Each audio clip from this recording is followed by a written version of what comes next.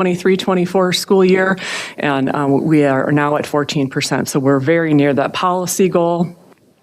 We have a balanced budget for the first time this year in 25-26 than we had in 3 years, which is very good coming off of that 23-24 year where our budget was overspent by $6 million. That's a huge swing to come out of in that short of a period. We also were able to fund a large capital project, $1 million VAV project at the high school within our operational budget. We didn't have to issue new debt or non-referendum debt. And then we did also invest $900,000 in our staff with that goal of getting to the 75th percentile. So really good progress that we've made so far. There are still, however, challenges. There is a structural deficit risk that all school districts, frankly, are facing because state funding just isn't keeping pace with expenditures, and I'll get a little bit more into that throughout the presentation. We do have that significant unfunded liability. We have a 10-year plan. It identifies $46 million, but we don't have a funding strategy for that at this point in time. We do have non-referendum debt to the tune of about $2.4 million a year. One was we had existing debt of $1.4 million that was for capital projects. So we issued debt to address some of our maintenance needs. However, we did have to issue an operational loan for $7 million. That's adding another $1 million onto that. So we have $2.4 million that we're paying down debt rather than freeing that up for operational expenditures. From a fund balance resiliency standpoint, we're not there. We're not even at our policy minimum. So if we really want to have that resilient fund balance, we need to look at increasing that. And then just taxes. Taxes went up significantly for us this year. Part of it was that the state didn't put more money into the aid formula. The other part was that we had a recurring referendum of $6 million. So you added the two together, our taxes went up 16.8%. That obviously impacts the community and their willingness to support schools. So we mentioned the structural deficit. State funding at one time was tied to inflation. It is no longer. And because of that, our revenues are $13.8 million less than they should be on an annual basis.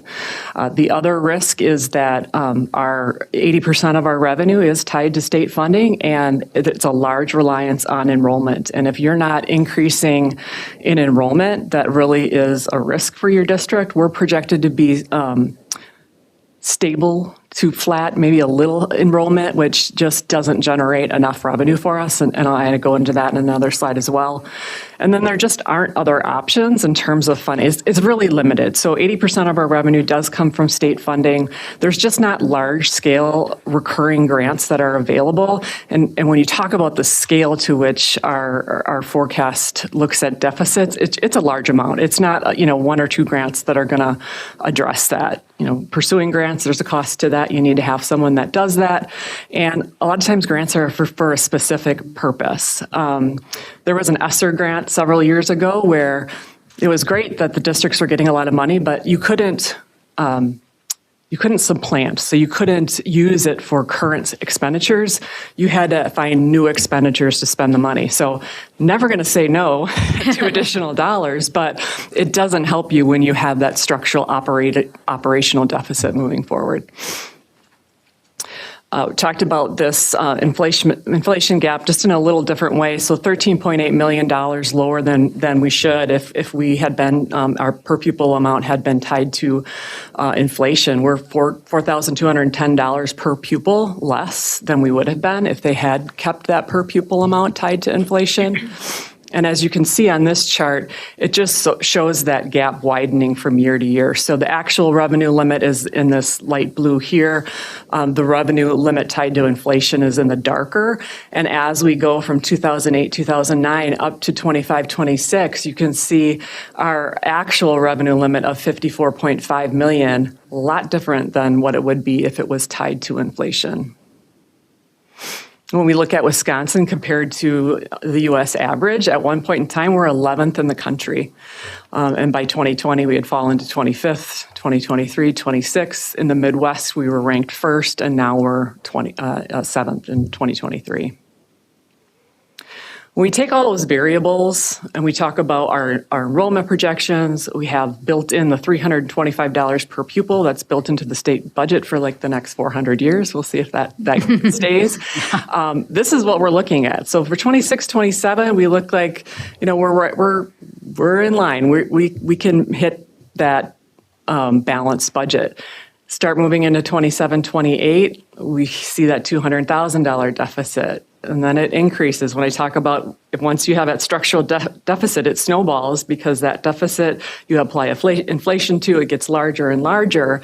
Over time, you can see on this top line, our revenues are only increasing 1.7, 0.8%, where our expenditures are going up 2.8, almost 3%. So not large, not even tied to inflation at that point, but our revenues, even with that $325 per pupil, aren't meeting the needs of inflation. And this last line shows you that what that impact on fund balance is. 20, 30, 31, we're down to $1.6 million in fund balance. So when you look at that forecast, there's a lot of challenges there that we need to look at. From an unfunded capital project perspective, okay, so we have identified the issue, $46 million. What can we do about that? Well, if we talk about using operational dollars, I think I went through that. The difficulty in that is just that structural deficit we're facing in the forecast itself, not really something that's necessarily feasible when we talk about already having a structural deficit going into year 2 of our forecast. Just would impact other programs if we prioritized projects over our programs or our compensation. Obviously, there are decisions to be made in that, but not something that I don't know is necessarily the right way to go, or something that I would recommend. If we just took 50% of our capital projects, we had that 10-year plan, and if you look at by year, we had the number. If we take 50% of that and added it to our budget, this slide shows what impact that would have in terms of our operational budget on an annual basis. So in 26, 27, $3.4 million is 50% of that annual capital projects. We'd face a deficit of $3 million, which would reduce our fund balance to 9%. 27, 28, we'd have a deficit of $2.3 million, which would reduce our fund balance, and on and on and on. So you can see that is not necessarily a great way to go. Another approach, utilize our current fund balance that we have. One of the problems is that we're at 14%. We're below our policy right now. Fund balance is not necessarily cash in the bank. It's at one point in time on June 30th, that's our fund balance. So we have very low cash flow periods because we don't get revenues on a consistent basis. The bulk of our revenues come 6 months into the fiscal year in January. So in December, we don't have a lot of cash in the bank. So if there's a project that we need to do, we don't have that cash on hand in December. And then again, if we reduce our fund balance further, it just creates more vulnerability for us if we did have an emergency failure in the future. Another approach, non-referendum debt. Talked a little bit about that. That's like a mortgage. Could we do it? Absolutely. But the implications of doing that would create an impact on our structural deficit, make it larger, and create that kind of snowballing effect. Anytime we issue debt, you get rated again based on the past loan that we needed from an operational basis. And if we were issuing additional debt, it is strongly likely that we would have a lower rating, which leads to higher interest rates. And so that is an approach, but there are consequences to obviously all decisions that are made. And then referendum. So we could go out to the voters and ask for a capital project referendum. Some of the challenges, obviously, we talked about that 16.8% tax increase. There is timing involved with that. Board has to pass a resolution. There has to be a vote. That has to wait until we can add it to the levy in November. So, there's a runway to that as well. And then if it fails after you had that long runway, then you're just that much farther behind on, okay, what's our next step? So again, all options on the table, but just need to know kind of the implications of all of those options. So what do we do? I outlined a lot of, challenges. From an operational standpoint, we want to be as efficient as we can. And we have done that. We've reduced district office staff by 7 FTE. That's over $700,000. We continue to look for ways to be efficient. But there is a point where we're going to reach maximum efficiency, and state funding is still, one of the risks. So then we move to that, legislative advocacy approach. And, what are we doing to that? We did host a breakfast for state and federal elected officials. Tanya maintains constant communication with our representatives to communicate, what the impact is on state funding for our district. And just anyone in the community, please reach out to your state representative and talk about the importance of funding our public schools, because at this point in time, it's been several years where we haven't kept pace with inflation, and it is truly impacting districts across the state. The other item is things that we have talked about is looking at, can we divest some building assets? And it's not only for the potential revenue that we could get from those assets, it's eliminating the liability. We talked about, we have $46 million. Could we reduce the amount of the liability so that it just doesn't make that challenge as large as it is? Questions from the board? Philip. Thanks, Kristen. I don't have questions. I just want to make a couple comments. Could we pop back to the first Fund 10 5-year forecast slide?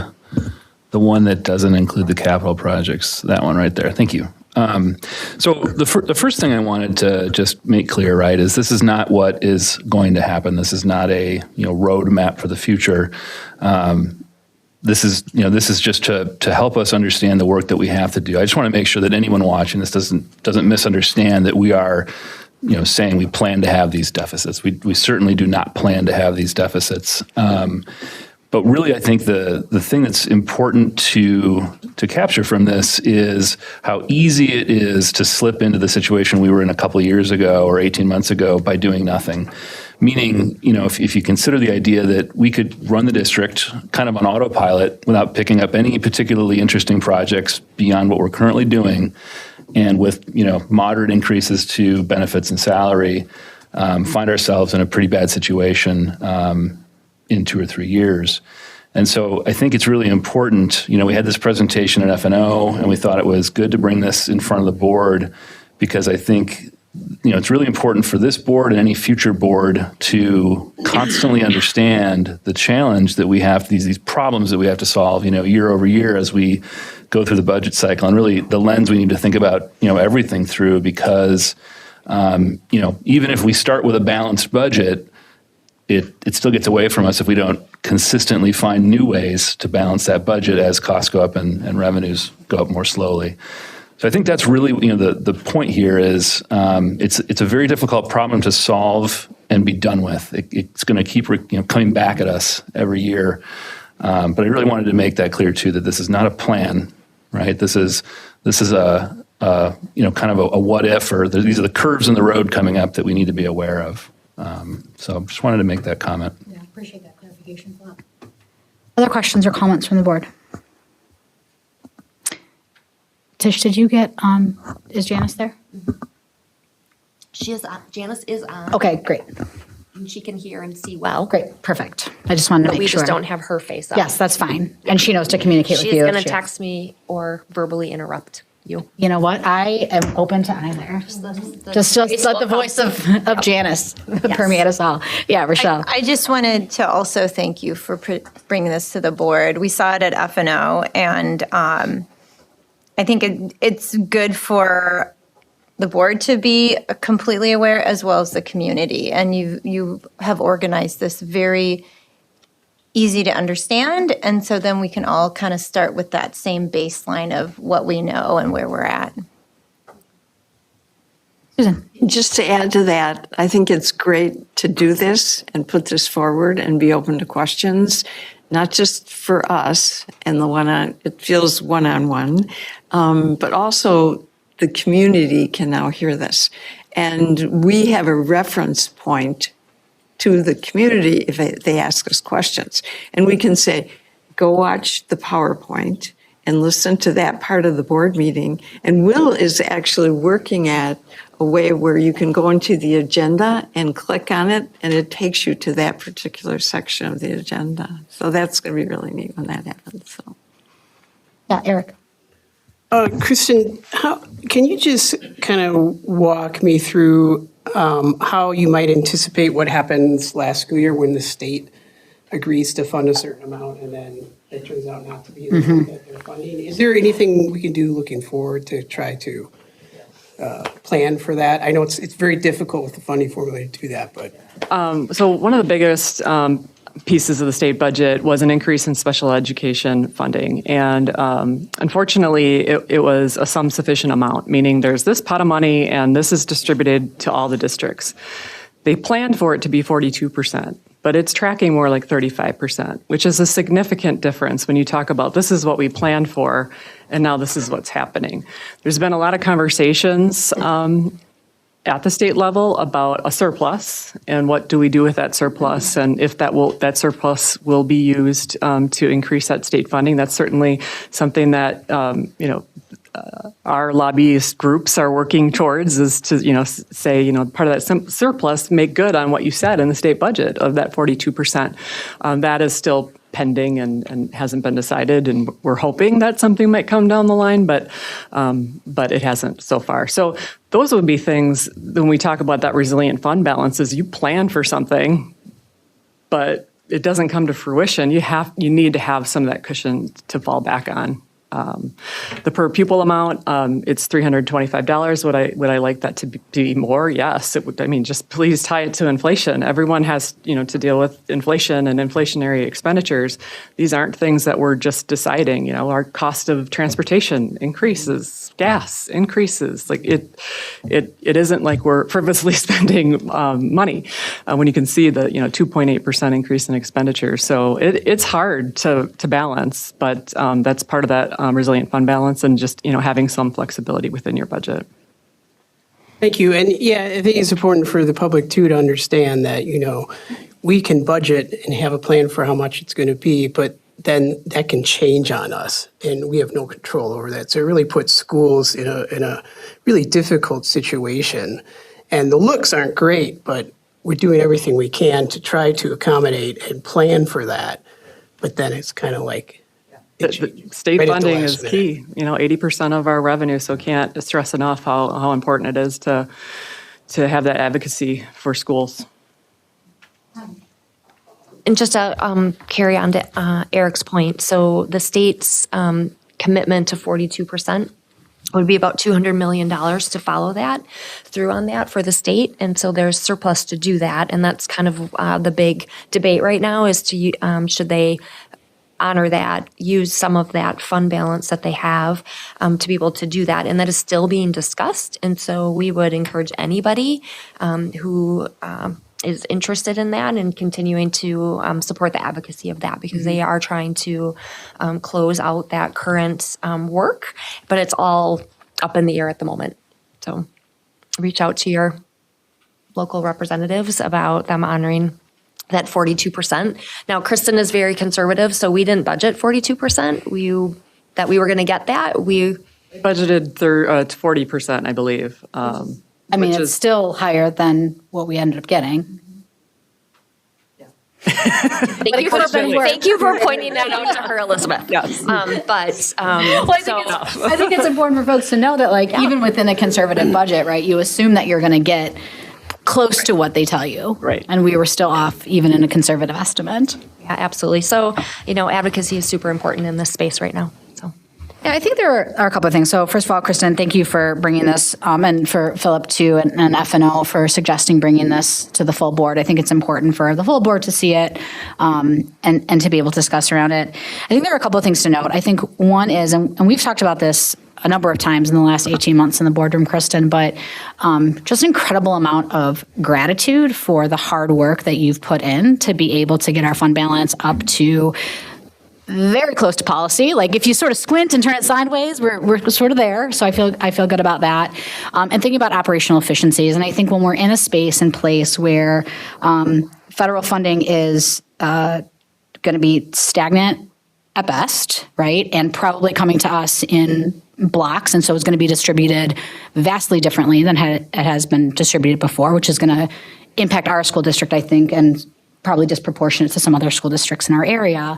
And state funding continues to lag behind inflation, right? I think it's important for us to think about what are our cost control measures that we can implement that we actually have the majority of control over, right? And if you think about a spectrum between, you've got federal and state funding over here, which we have very little control over, right? Best we can do is write to folks and say, hey, don't forget about us. Please put us in your budget, all the way into finding operational efficiencies, right? And thinking about our own assets and liabilities. Like, we have more control around this end than we do on this end. And so I think for us, it's prudent as a board, and that's why I'm glad we're having these conversations, to think about how do we continue to take a look at the things that we have control over while also keeping an eye on things that we have a less and more limited control over.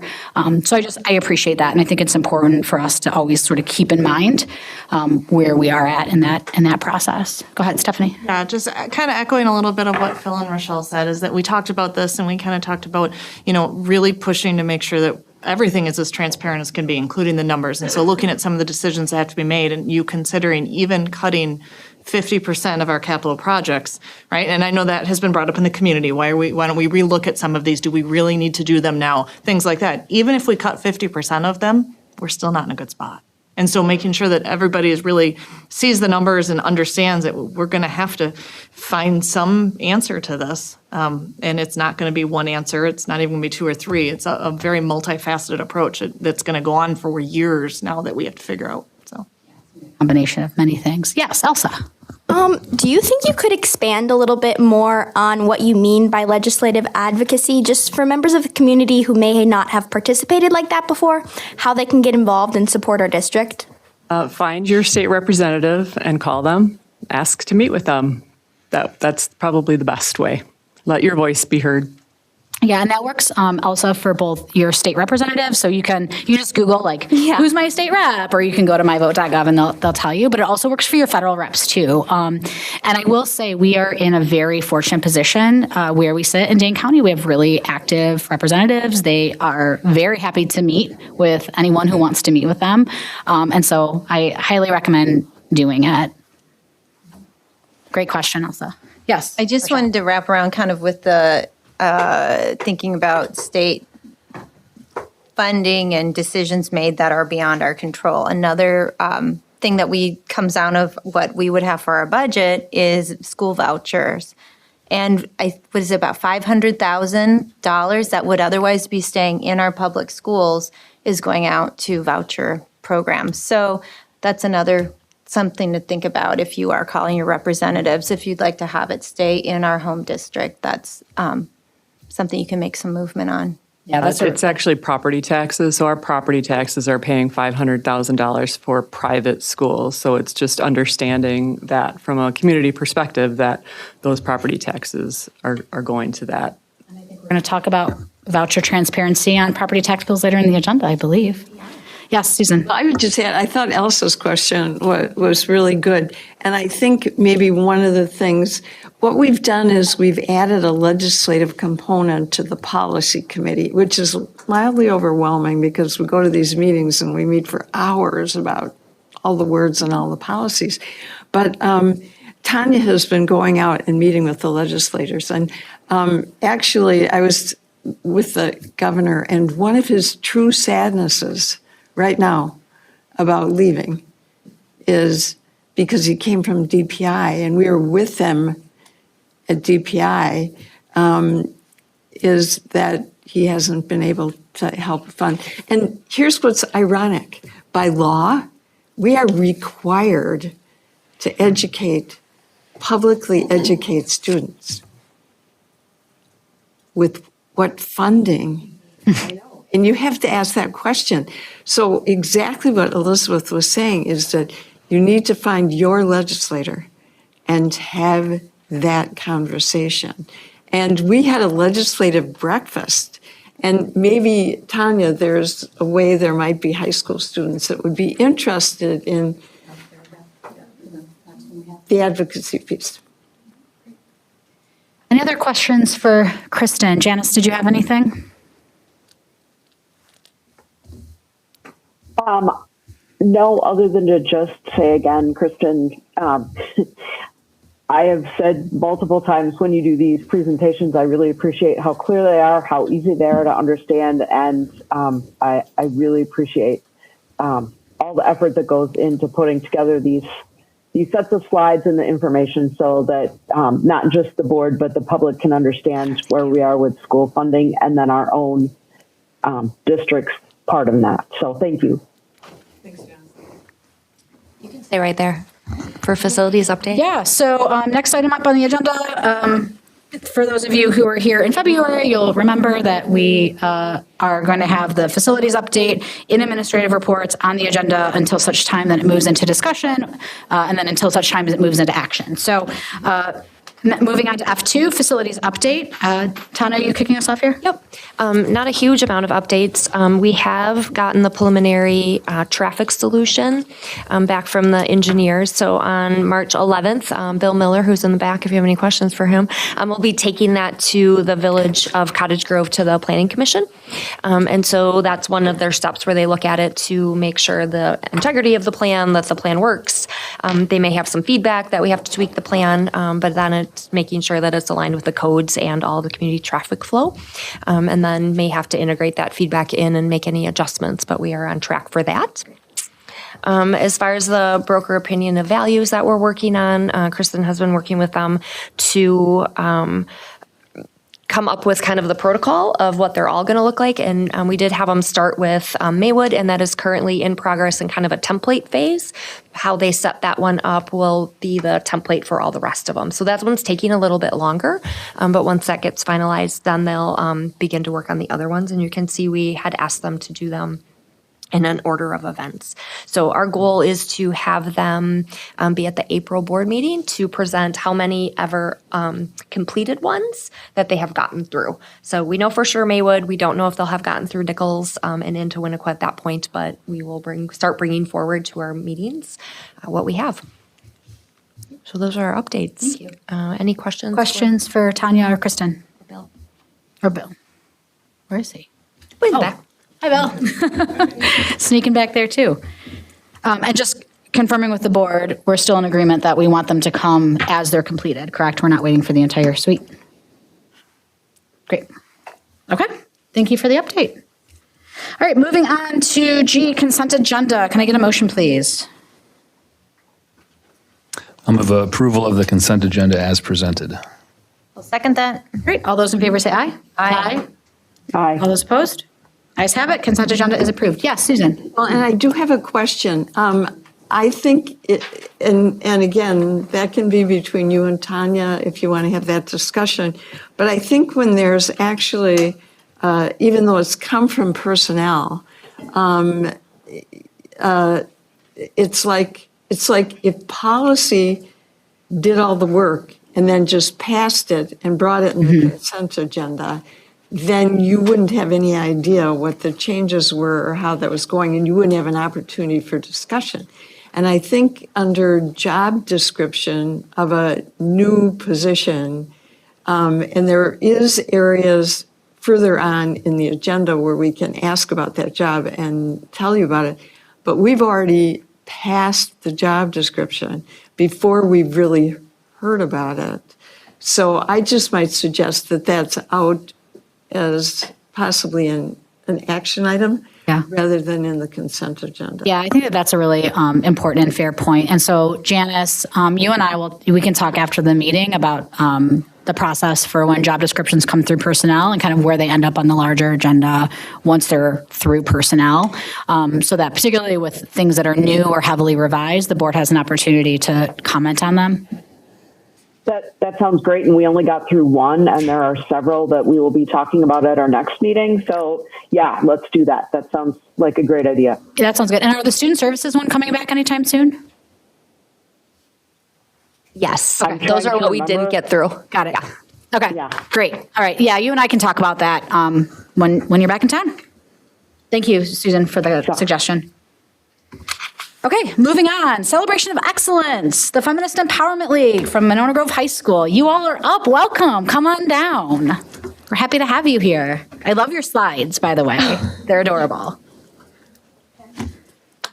We've got kind of a round robin that's going to happen here. I'm Natalie Nielsen. I teach science at the high school, and I also advise our Feminist Empowerment League. And we're here to tell you just a little bit about the work that we do today. We're so excited to be here, so thank you for inviting us and having us be celebrated, especially during Women's History Month. Happy Women's History Month. Can we go to the next slide, please?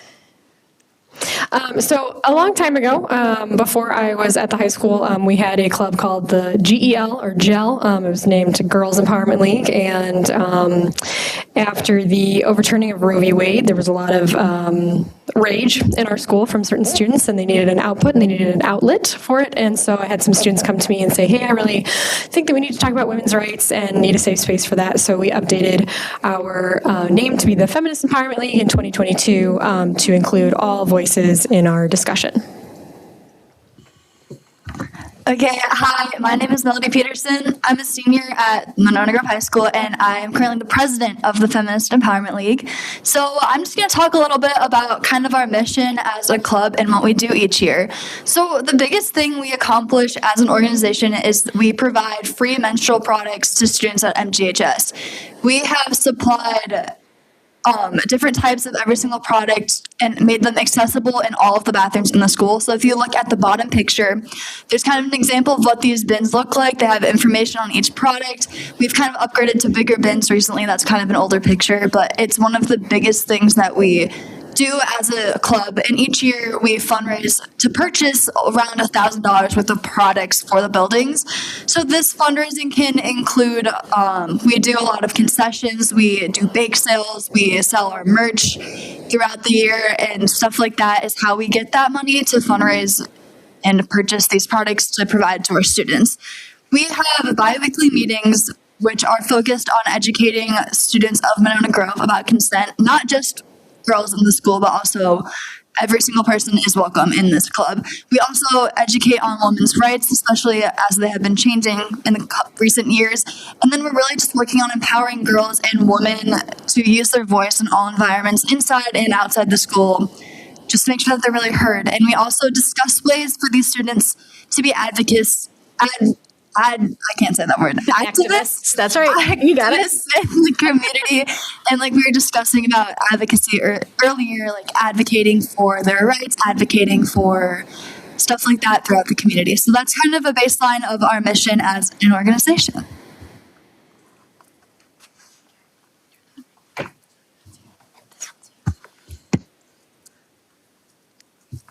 Hi, my name is Julia Killebrew. I'm a junior at Monona Grove High School, and I'm the vice president. So, like Melody said, our mission is to show what our club really is, and we're mostly about showing activism towards feminism. So, there are certain ways to show activism with different types of activisms, like Black Lives Matter, women's rights or human rights, and everything else. Protesting, peaceful assembly by marching or sit-ins. What we do not consider protesting is violence. Basically violence. Protesting is just all about coming together as whole, and peaceful assembly, there are a bunch of those down by the Capitol. Boycott, withdrawing economic support from an organization or company, and strike, refusing to participate in or work for a company. Petition, writing letters to pressure public officials to inspire positive change. Social media, raising awareness by sharing information beyond your community. We do have an Instagram page, the Feminist Empowerment League, and we love posting on that, talking about women's rights, and we also just like to use social media to find research about how we can represent our club.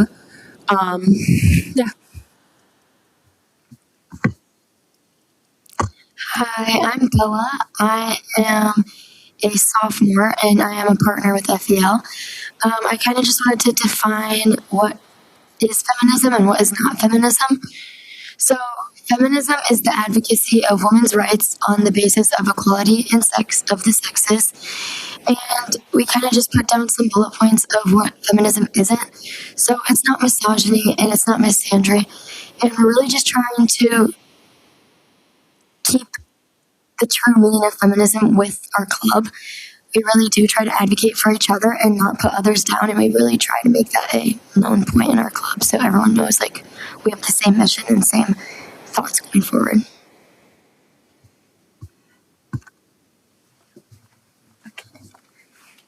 Okay, back.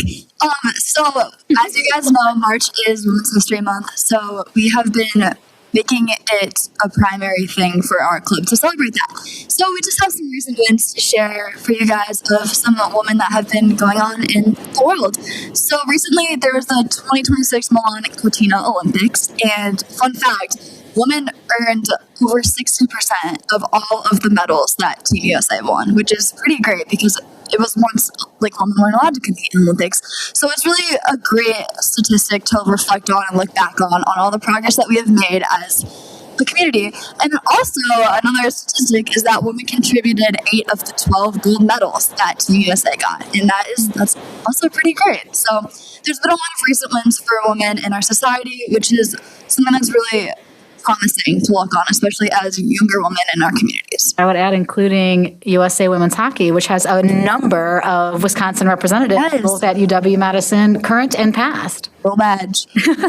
Yeah.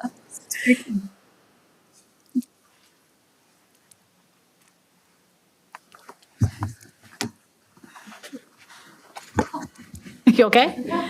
I mean, yeah, you got to watch out, man. They have a mind of their own. So how do you get involved with this? So at the beginning of the year, Monona Grove High School hosts an activity fair at the end of the day around the beginning of the year. And there are multiple different types of clubs and groups that you're able to sign up for. There's AVID Club, BSU, Latinos United, and including the Feminist Empowerment League, where you can sign up and you will be a part of the club. You will receive emails about like club meeting details and like what to know more about the club. And some more, every single morning, Monona Grove AV Club hosts announcements. And this month for Women's History Month, almost each day of the week, we will be representing very important women throughout U.S. history. We have done Michelle Obama, and we've done Amelia Earhart, Serena Williams, and there will be some people talking about Badger women's hockey, just like you said. Okay, another thing, on March 13th, we are doing like a school-wide celebration for Women's History Month for wearing like a color, wearing pink or purple. This is something anyone can do, and I think it's a good way to get other students who aren't in FEL involved in being feminists and supporting that. And then March 26th is Equal Pay Day.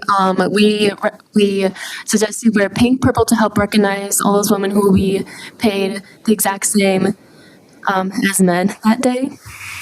Thank you. And this year, Equal Pay Day is now in March, so we're moving forward away from April. So riding the coattails of all of our funding conversations, and this might be something that Tanya and I can talk about, and maybe this is just at the school level too, but our primary mission and most of our work is focused on fundraising to provide free products in the bathrooms, and we know how much students are using them and how much they appreciate them because they tell us, and we're talking about 50% of our population, not only at MGHS, but also at the middle school, and this is something that we've talked about for years about how do we get products in those bathrooms as well, and so maybe that's something that we can talk about or more at the building level, because I know that money is an interesting subject right now for this board, but then also just to stay in touch with what we're doing. We encourage you to follow us on Instagram at MGHSFEL. So not only those in the room with us, but that are watching at home get involved in the community to keep tabs on what we're doing in school. And we invite everybody to wear their pink and purple, or if you've got FEL merch, wear that on Friday this week to celebrate Women's History Month. Another thing I want to add is, again, on the topic of advocacy, even just like advocating in your community, it doesn't have to be within the school, but obviously it's great in the school. But advocacy, just as a general, is also something that is equally as important, especially for women in this society. So, I don't know. Does anyone have any questions? Yeah, questions. Go ahead, Susan. Always. I think this is wonderful that you're doing this. It's an equity issue. And if you had been with me back when I applied to law school, there were 25 women in a class of almost 200 students. And when I went in, because I hadn't heard by August, they said, well, we're not sure we have a position for you. I had straight A's, I had great grades, I had great recommendations. I'm a year behind Ann Walsh Bradley, who was Supreme Court Justice, who just came off.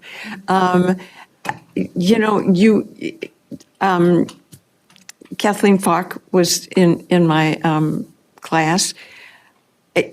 Reach out into the community, because many of us have had the experiences that understand and want to support you. And I had 3 boys. So, particularly in our community, in this county, you will find many people that want to be equitable and support the right person for the right candidacy, but you don't want them not to support you because you're a woman. Period. Other questions? Yeah, Philip.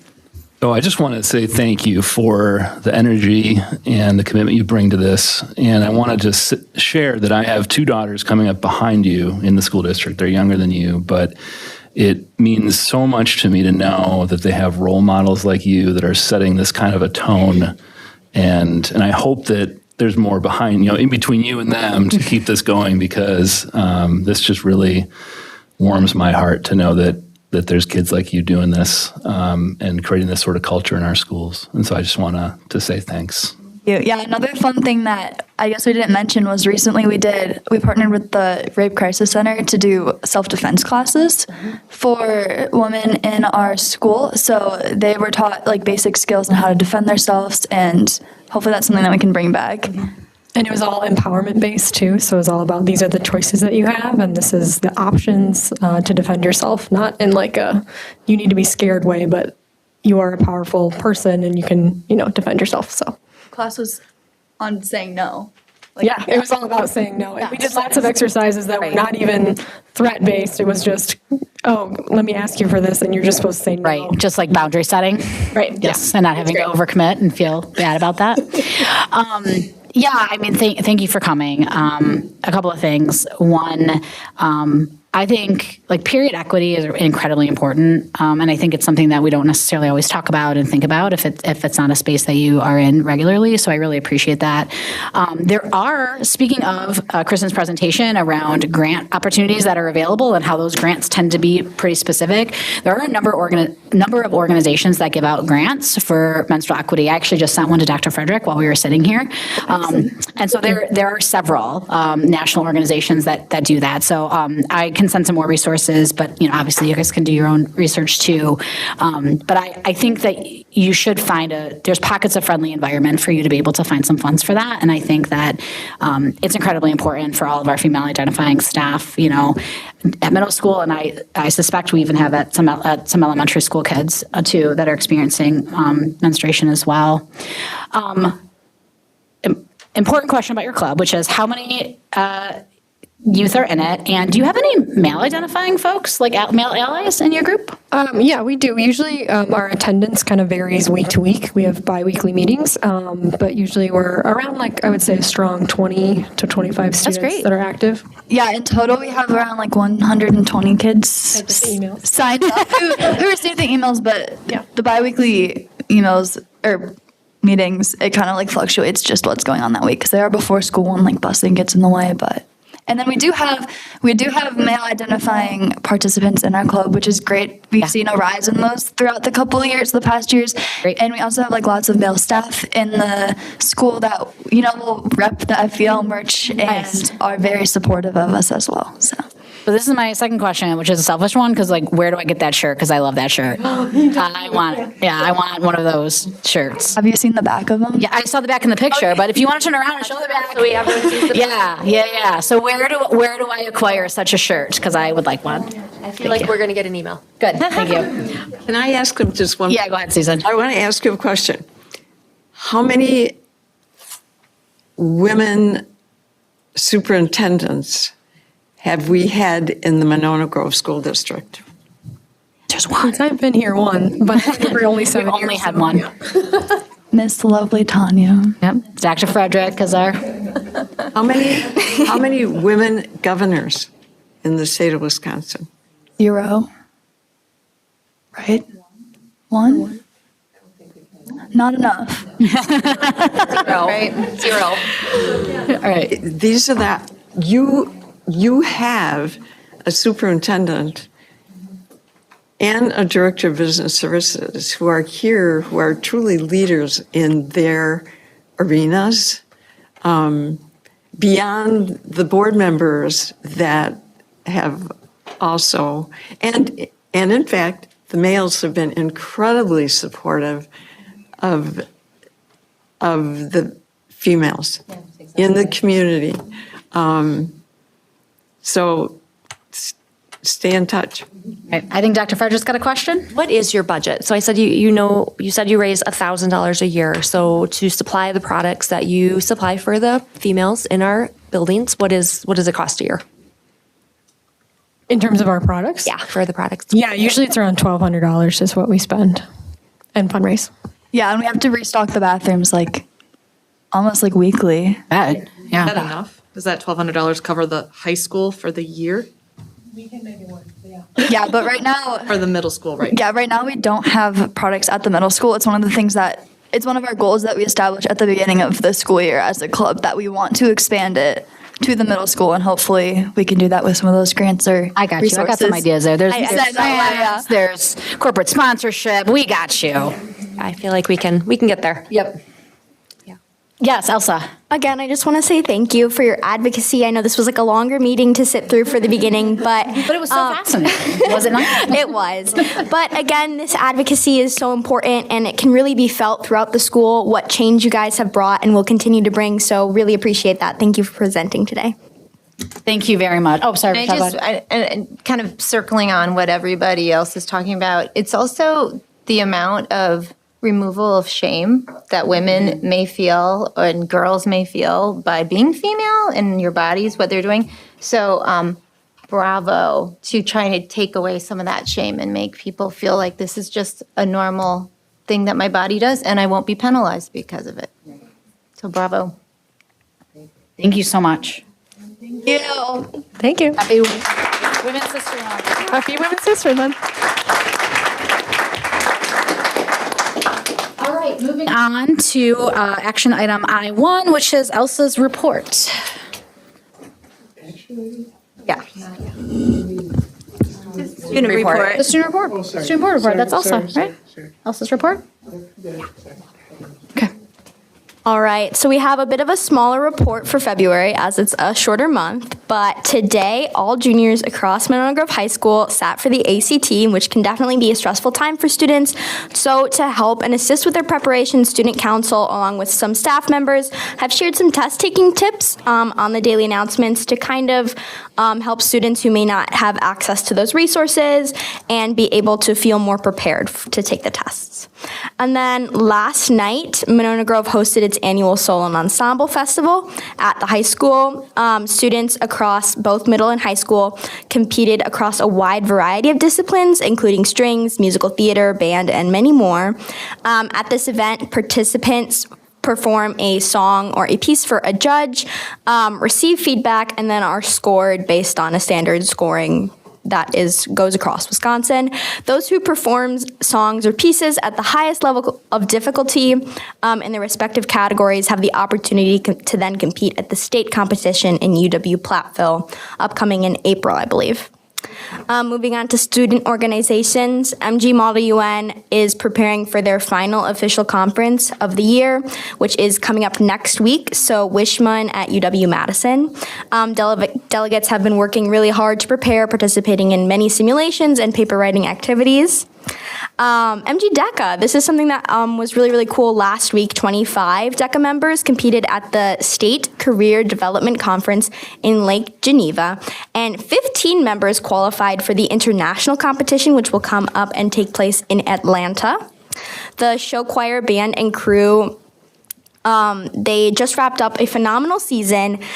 Silver Dimension actually ended the year ranked as the #1 JV program in Wisconsin, so ranked #1 in their respective division. And Silver Connection made it to the finals at each competitive competition that they made it to, which is really outstanding in such a competitive field. And then for the arts, MG musical members, including the pit, the cast, and the crew, are now in full spring, working for The Little Mermaid. Exactly, there it is. And this can also include some of our younger learners. So there's a few select younger students from the elementary and middle schools who will be performing in the play. So that is very exciting that they're continuing to working on that. And then Strings Fest. So next Monday is the MG Strings program's annual district-wide concert, Strings Fest. So this year is themed around road trips and will feature players from 4th through 12th grade. To help out some of the younger players preparing for the festival, the high school students had the opportunity to visit both the Winnequa and Granite Ridge to play along with them and help them feel more comfortable as they prepare for such a big concert. So make sure to check that out. Any questions for Elsa about the report? I'm just going to do a quick chime in. Bob Show Choir? No, well, I'll agree. But like I don't know, if I just coming back from work, I just nailed it where I got to see the police escorting the van going to state, and I saw it like 2 or 3 times where I'm like, wow, I'm nailing it every time. Yeah, and Silver Stage was fantastic again, as always. It's such a great event that we put on, and both of our show choirs are just incredible. They said there was 4,000 people that. I believe it. It felt like it. I felt every You felt every person. Yeah, it's incredible. Absolutely. Okay. Are you talking about MadMon too? Yeah. Or MG, right? Do you guys want to join us? Oh, you're going to the table also. Yeah. All right. Member of the community. You know what? I like it. All right. We are happy to have you back. We're going to start giving you like a frequent punch card. I feel like you guys. Well, I'm Audra Smith. I am one of the Model UN advisors, and we are coming to you tonight with an exciting opportunity for another international trip this year. So I'm going to leave it to the girls to tell you about it. I'm Amelia Clapridge. I'm a senior at MG, and I'm also one of our club officers. My name is Elsa Beutling, and I am a sophomore, and I am also one of the officers for the upcoming school year. Sure. So just to recap, University of Toronto Model United Nations, which we'll abbreviate as UPMUN because it's a long thing to say. So 80% of the delegates at this conference were not American, so that was Canadian and other international delegates. So this was a very highly organized conference by one of the top public universities in the world, not just in Canada, hosted at the University of Toronto. So there were 4 awards taken by Monona Grove Model UN at such a top conference. This is a great achievement, especially our first international conference. Best position paper, honorable mention, and then 2 outstanding delegates. Are both of you going? We went to that conference. I know, but didn't you win one of those awards also? Yes. Yeah. Did both of you? We are the 2 outstanding. Okay, that's what I was wondering. Delegates. Both of you are there. Yes. Like I knew you did, Elsa. So Toronto was a great experience other than the Model UN aspect of it. While the Model UN aspect was really important, we also had some really great cultural opportunities while we were there, which was, I believe, is really important as we are like working with like UN, United Nations. We got to visit local markets, which were really great. We did some ice skating at the Nathan Phillips Square. We had the opportunity to visit the famous Second City Street Comedy Club. We had a club dinner at the CN Tower, which was really great for a community bonding activity. And then some more educational stuff, like how we visited the Royal Ontario Museum, which was a really cool experience. And so at this conference, this was an opportunity that we didn't even know existed when we went to the University of Toronto Model United Nations, but it was actually a qualifier for Harvard Men's Canada's Tournament of Champions. So this is the inaugural year for this competition. So it's called the Tournament of Champions, and it's for delegates not only across Canada, but internationally. So it's an elite qualifying only Model United Nations conference. So this means only people who receive awards at other participation-based conferences are permitted to participate in this conference. And so there is 7 qualifier only and highly competitive committees spanning a variety of topics that brings together to crown the Canadian champions of Model UN. So this is a very competitive circuit, and this would be basically the best of the best and sponsored by, it's really an honor to get into, and it's something we didn't know until we received our awards and got these little certificates that said, "You're invited." And I was like, what is that? So that was something that was really exciting, an opportunity. And then we were like, wait, do we go? Like, we have to go back to Canada? Like this, it was just something that we didn't even know existed. So that was really exciting to be able to learn about that and to have the opportunity to go. It's just going to be amazing. To add on to that last slide, in the research that I've been doing, while Canada, the Harvard Mun Canada, while this is their inaugural year of hosting this conference, they have done it in other countries before. So it's sort of, for us, it doesn't really feel like necessarily we believe in the conference itself, and we believe that it will be a highly set up, I guess, well-organized thing. I appreciate you doing that research, though. Logistics. So who would go? It would be the 3 of us. Elsa and I qualified with our outstanding awards, and then Ms. Smith has agreed so wonderfully to be our advisor. This would be hosted, as it is a smaller conference, as it is qualifier only. So they do have the ability to host it in the Weston Harbor Castle Hotel, which is in downtown Ontario, Canada. Where in Toronto, right near the CN Tower. And then we would be, the conference is Thursday, May 28th through Sunday, May 31st. So we would probably leave Wednesday, May 27th, and we'd probably fly back Monday, June 1st. So then always comes the question of funding. I mean, it just keeps coming back. It's a theme. It's a theme today, Elsa. But obviously, this would be a large cost for the delegates and covering all those fees as well. So we would have different fundraising opportunities by delegates, parents, and advisors. So the 2 of us would participate in many fundraising opportunities. We would do concessions, letters to local businesses for sponsorships, and more fundraiser nights. Culver's has some amazing fundraiser nights. I know I've been to lots of their fundraisers for many organizations, so that's always a great one. And then, so this would be throughout the next couple of months to raise those monies so our families don't have to take as much of that cost on. And then why do we want to go necessarily? We believe it's a really great opportunity for Elsa and I. It's qualifying only, which means it's a huge honor to even be invited. And it gives us the opportunity to compete with the best of the best delegates, which I think would be really valuable to both of us in an educational experience. And then it also, I believe, as like a prestige thing. Competing at the Tournament of Champions signals dedication and results. It shows that we put in the work to be there, and it shows that we get results when we do put in that work. It stands out on college applications, scholarships, leadership resumes. So I believe it's a really important opportunity for the 2 of us to experience.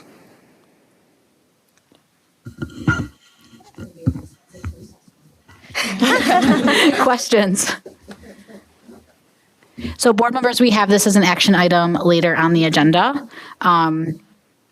So I want to say just congratulations to you both again. I think this is a huge honor. And something that I appreciate the most is the fact that you didn't know it, right? Which means that you were, well, and I know it sounds silly, but like that means that you were going just to have a high level of excellence. It wasn't like, I want to have this high level of excellence because I want this big reward or incentive. You just showed up and you were excellent, and then you were sort of rewarded for that. So I think it's amazing. I'm very excited for you all.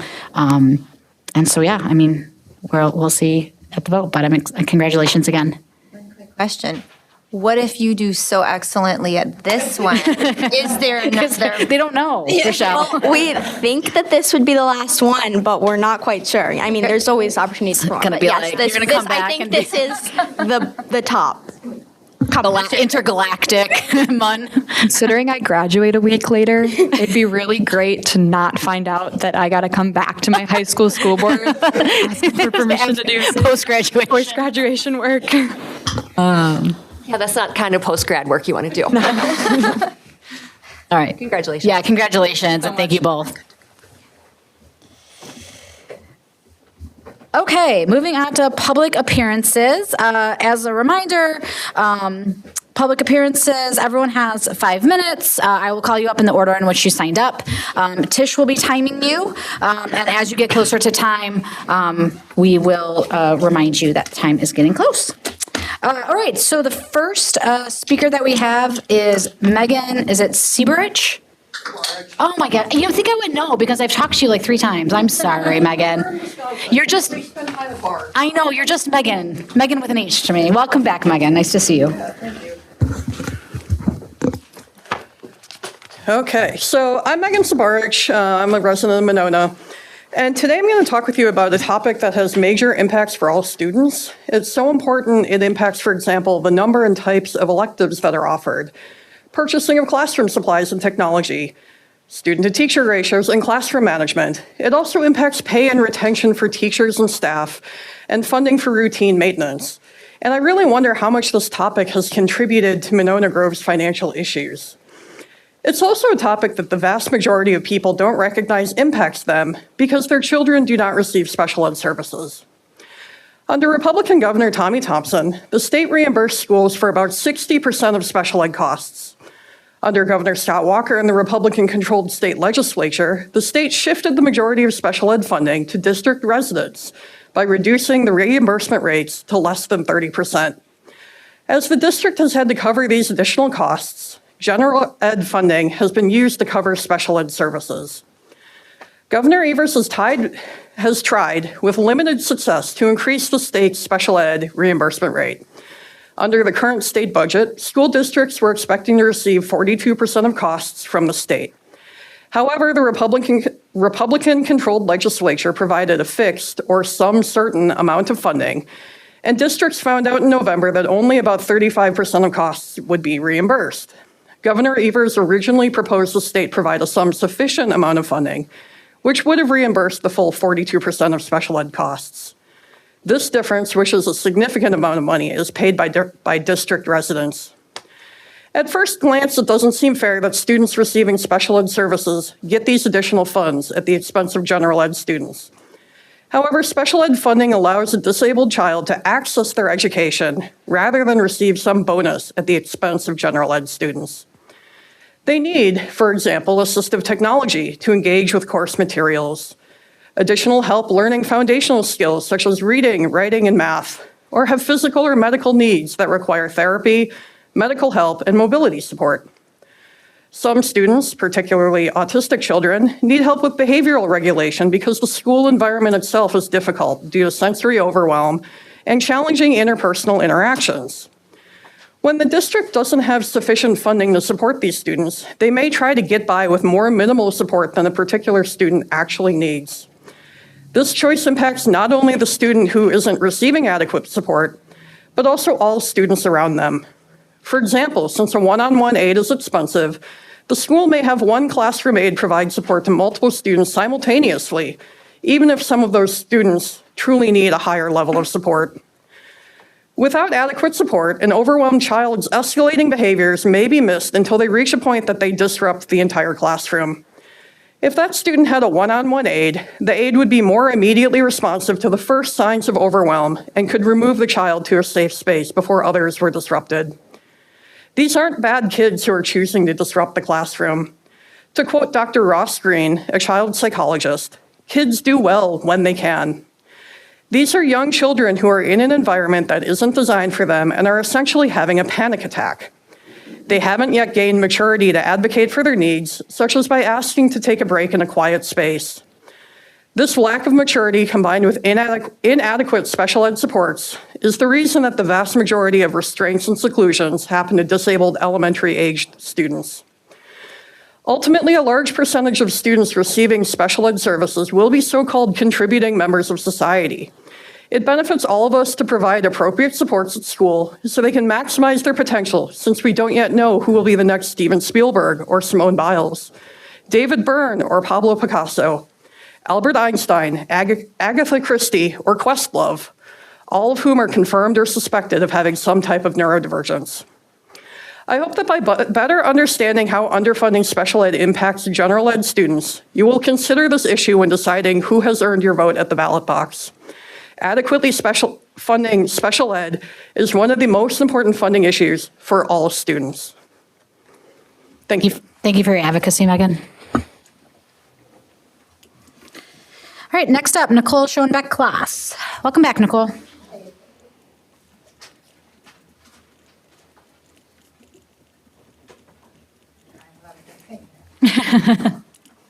Good evening. My name is Nicole Schoenbeck-Klaas, and I'm a parent in the district. Thank you for the opportunity to speak tonight. I'm here to ask the board to complete 2 pieces of due diligence while we wait for the broker's value of opinion on Nichols and Maywood properties. First, I want to encourage the board to openly discuss the financial trade-off involved in selling Nichols School. Nichols is projected to be our second lowest cost of maintenance in the next decade, accounting for only 5% of our anticipated capital expenditures over that period. Knowing that, the primary driver to me seems to be selling the property for revenue generation. So the question then becomes, what level of revenue would actually justify giving up this asset? We know there's an opportunity cost to our students in making this transition and locating MG21 farther from the high school and other resources. This is not easily quantified, but we can quantify the costs associated with having MG21 and the district offices move into Taylor Prairie. Examples of this could include converting classrooms into office space, modifying bathrooms designed for kindergarten and young students to serve older grades and staff, moving expenses, and more. Beyond these short-term costs, the district will likely need another building down the line as a grade school enrollment increases. Recent construction estimates for new schools are around $50 million in today's dollars, and this price will continue to rise. Before moving forward, it would be helpful for the board to clearly discuss what level of net revenue could justify selling this building and how long that impact of the revenue would actually last on our budget. Second, I'd like to ask about Winnequa School and formally request that the board sets a target operating capacity for the school. The existing capacity study lists 2 very different numbers, 553 and 719 students, depending on which model is used. However, neither analysis really examines how the building actually functions and supports education. Housing 719 students would require converting classrooms that the EUA capacity study currently identifies as empty, but are actually used for student services. These spaces support special education, behavioral support, intervention, accelerated learning, and small group instruction.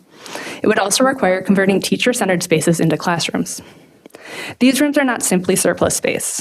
They are critical services that support our children's development, and learning takes place in them. Plans should be based on a target operating capacity that reflects what the school needs to operate effectively, safely, and with flexibility for students and staff. In parallel with determining this operating number, the district should also discuss the margin of error in our enrollment projections. With those 2 pieces of information, Winnequa's target operating capacity and the potential range of enrollment, the board and the community can determine whether there's actually enough margin in Winnequa's capacity to support any error or margin in our estimates. Those answers are especially important before we make decisions about Maywood's future. I understand that these are complex decisions, and I appreciate the work that all of you are doing to expand our understanding to myself and the community at large and what the options and trade-offs might be with these decisions. My request tonight is really just to examine these 2 questions so that we can fully and openly communicate how that builds into the long-term planning. Thank you for your time. Thank you, Nicole. All right, next up, Casey Erlinson. Welcome back, Casey.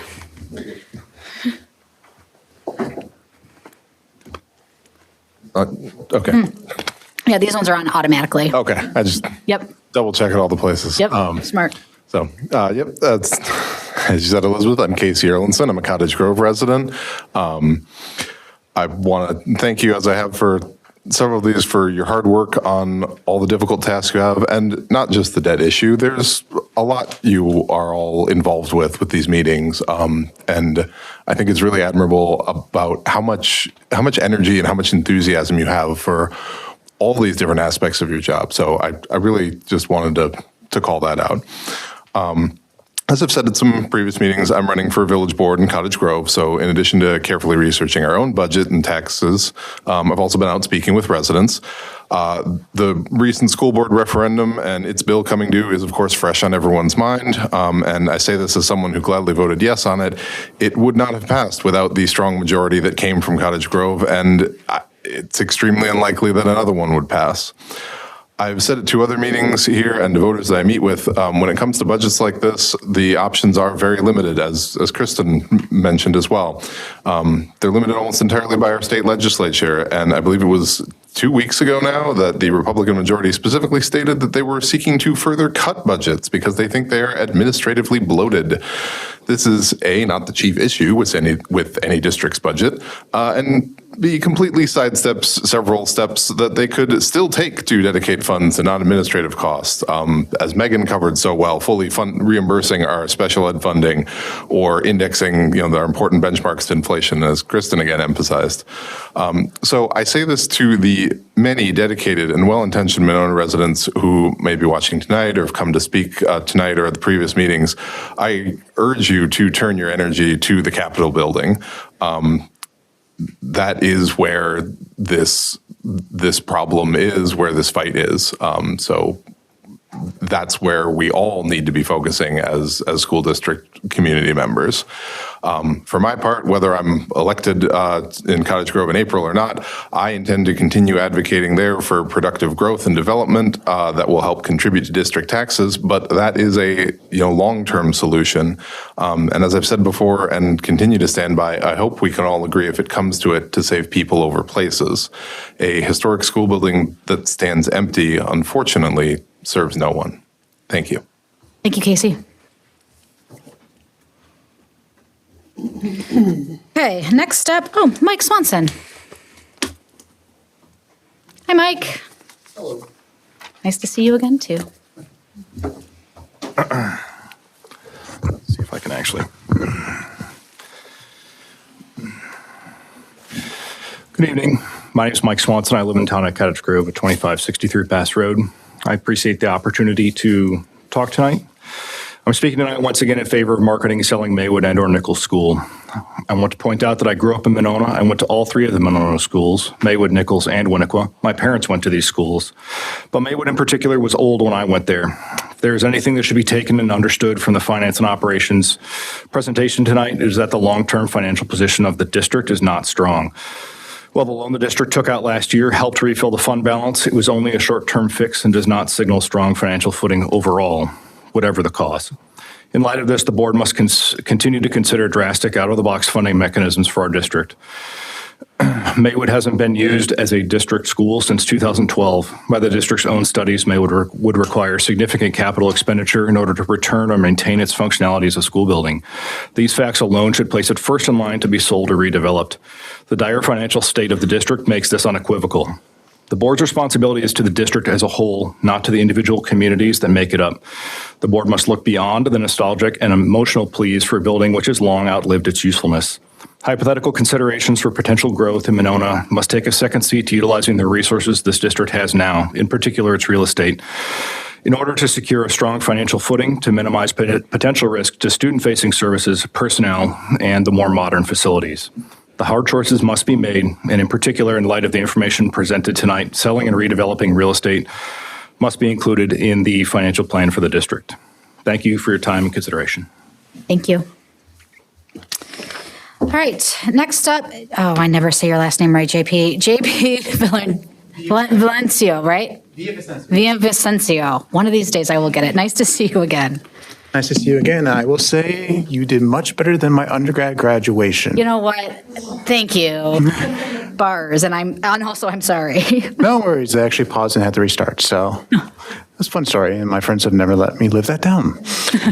All right, good evening. My name is Dr. J.P. Vicencio, and I'm a resident of the village of Cottage Grove.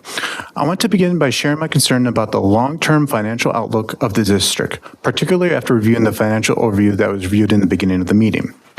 That presentation made it clear that the district is facing several significant financial challenges, including the risk of structural deficit, projected operating deficits later in the decade if no actions are taken, and approximately $46 million in capital needs over the next 10 years without a dedicated funding strategy. Furthermore, if the past decade plus is any indication, we cannot rely on or plan on the state legislature keeping the promises that they have made. Given these realities, I believe it's important that the decisions the board makes about the budget and facilities, including the future of Maywood and other district buildings, are grounded in the district's long-term financial planning, especially today's presentation, as well as enrollment projections. I understand why many Monona residents feel strongly about these buildings. Schools are deeply tied to our communities, and buildings carry memories for families and generations of students. I also understand the concern that Monona is largely landlocked and that there may not be many opportunities to build new school facilities in the future. To the community members who have expressed concerns about selling the buildings, I would encourage you to bring those same concerns to the city of Monona as well as the state legislature. If residents want to see these buildings continue to serve community purposes, this conversation also needs to happen in the city as well. It's also worth acknowledging the broader financial reality outlined in the district's financial presentation. If the district chooses not to sell these buildings and does not pursue an additional referendum, or if the additional referendum does not pass, the district may eventually be left with limited options, such as reductions within the operating budget. Because the majority of the operating budget is tied to people and programs, those reductions often impact staff positions or programs such as extracurricular activities, art programs, music, and other opportunities that help create a well-rounded education that we all value and all value for our students. This would have a huge negative impact on the quality of education we seek to, and it is one of my biggest concerns. We have lots of dedicated staff that we risk losing if we have to cut our operation budget. Like Casey, as someone who's running for village trustee in the village of Cottage Grove, one of the things I hear most often from residents is concern about property taxes. Many residents have told me clearly that they would be reluctant to support anything that raises taxes, especially after passing the school referendum a few years ago. Many residents are currently upset with the larger increase in taxes this past year. And in the village of Cottage Grove, approximately 77% of the increase came from the school district. I share that simply as context. The financial challenges outlined in the district's presentation are real, and the decisions made by this board will have long-term implications for both the district and the taxpayers who support it. Actions need to be taken, and we cannot rely on the state legislature to follow through on their promises. Cottage Grove has already adjusted to the realities of our lower elementary schools combining into Cottage Grove School. I fully supported this, even as a parent to a student who will be attending the combined, more crowded school. I want to remind you all that you have a responsibility for the entire school district, not just one of the communities, and fully recognize that you have been placed in a tough spot due to the prior administration and school boards. I want to thank you for your time and the work you do on behalf of the students and the community. Thanks. Thank you, JP. All right, next up, Becky Fowler. Hi, Becky, welcome. Thank you. Thanks for having me. Yeah, thanks for coming back.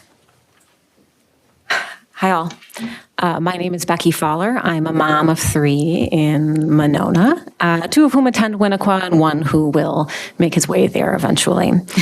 I'd like to start by acknowledging the challenging budget situation that the school district has been in the last few years and the efforts that have been made to right the ship, so to speak.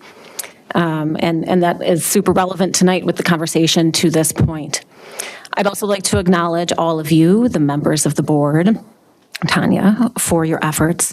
You obviously members of the board, you volunteer your time because you care deeply about the kids of Monona Grove. And given the power of your positions, you have an incredible influence over the future of our children's lives.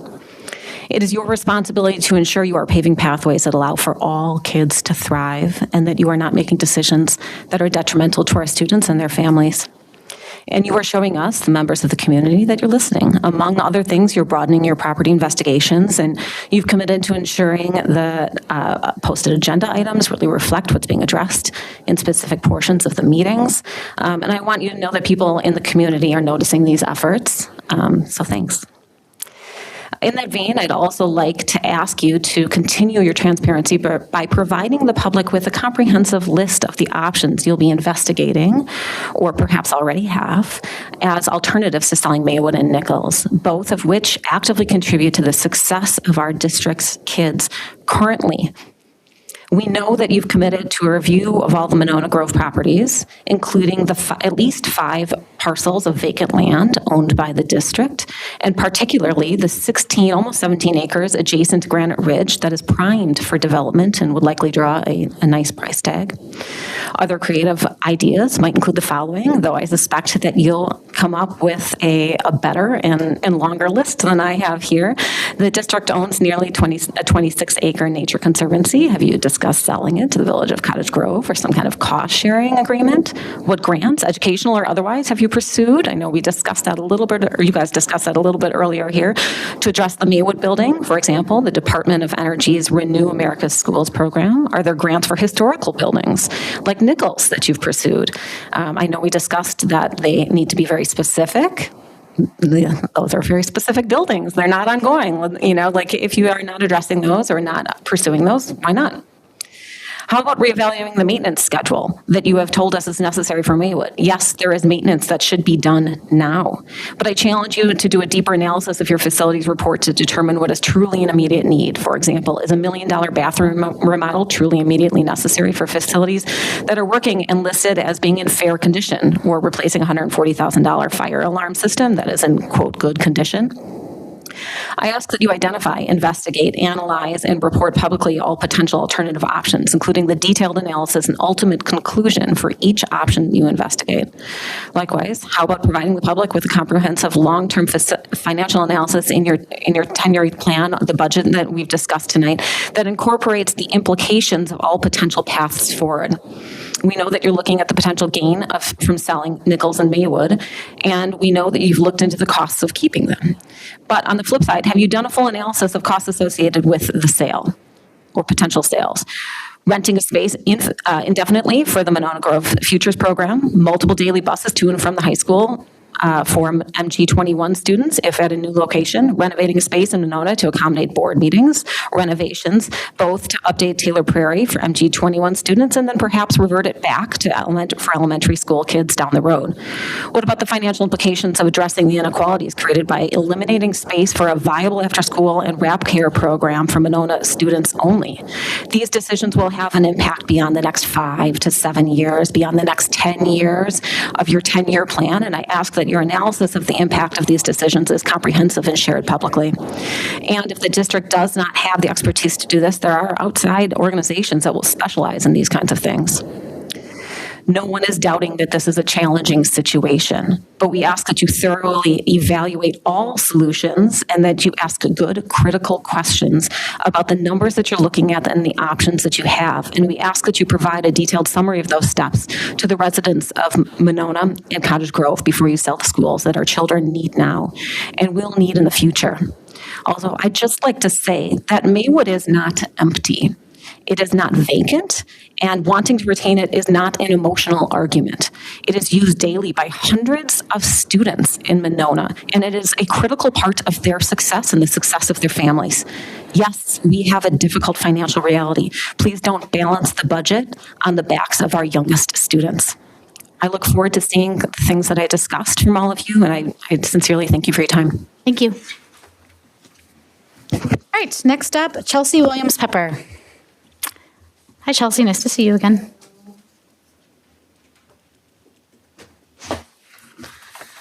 Okay. My name is Chelsea Williams-Pepper, and I'm a lifelong resident of Monona. Last time I spoke, I talked about why these schools matter to Monona Grove, but tonight I want to shift the conversation just a little. Instead of asking what we can close or sell to fix the budget, why aren't we asking what it will take to keep and strengthen the schools we already have? Right now, we're watching the district consider closing schools, moving programs, and shifting students around in ways that feel temporary and reactive. Take the decision to close Taylor Prairie and combine it with Cottage Grove School. From what I've learned, that change won't break even for several years because of a parking lot that has to be built just to make the move possible. And in the meantime, it creates more crowding in a school that already serves a growing community. That doesn't feel like long-term planning. We're also hearing proposals to move programs like MG21 and MG Futures out of Monona and into buildings in Cottage Grove. These are important programs serving real students and families, and they deserve stable, long-term homes, not temporary moves from building to building. But Cottage Grove is growing, and if that growth continues the way it's projected to, these schools will eventually be needed for students there. So what happens then? At some point, we have to ask whether we're spending money on temporary solutions instead of investing in permanent ones. And while these conversations are happening, families are experiencing overcrowding right now. My daughter attends Winnequa. The building is full, the lunchroom is full. Many days she has 10 minutes or less to eat lunch. In the winter, the kids are required to put on all their snow gear before they go eat, so they're ready to go outside. So she's sitting there in boots, snow pants, coat, hat, gloves, trying to finish her food before being rushed out to recess. She's even told me that if she is in the hot lunch line on like a popular meal day like chicken nuggets, she barely gets to sit down before they're told it's time to clean up. That's what overcrowding looks like in real life for our kids. And yet we're still talking about adding more classrooms into spaces like the Winnequa Library instead of looking at real long-term solutions. Meanwhile, Maywood, a school building right in the neighborhood, could be part of the long-term solution to relieve overcrowding at Winnequa instead of being sold off. So instead of asking what we can close or sell, I think we should be asking a different question. What would it cost to keep the schools we already have? What would it cost to relieve overcrowding at Winnequa? What would it cost not just to maintain our schools, but to make them better for the students who are in them every day? Our kids deserve more than temporary fixes in overcrowded spaces.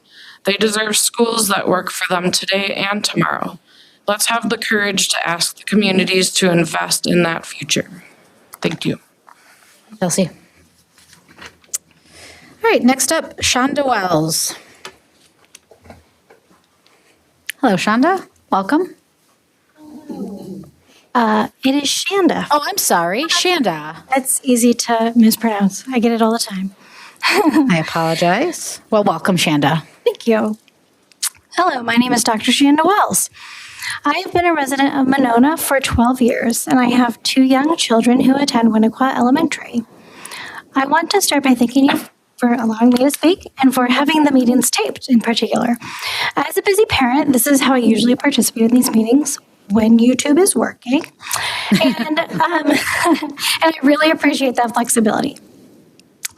I'm here for 2 main reasons tonight: to express my concern over losing the Maywood space for aftercare and discuss the possible impact this could have on families in our community. So as 2 adults with full-time jobs, my spouse and I rely on the aftercare program through the Parks Department in Monona. And I know there are many other families who rely on that care as well. Additionally, my children love the staff at the aftercare program.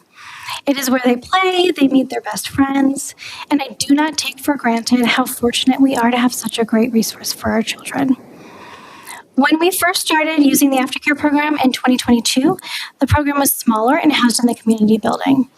At that time, because of space constraints, there weren't many spots available.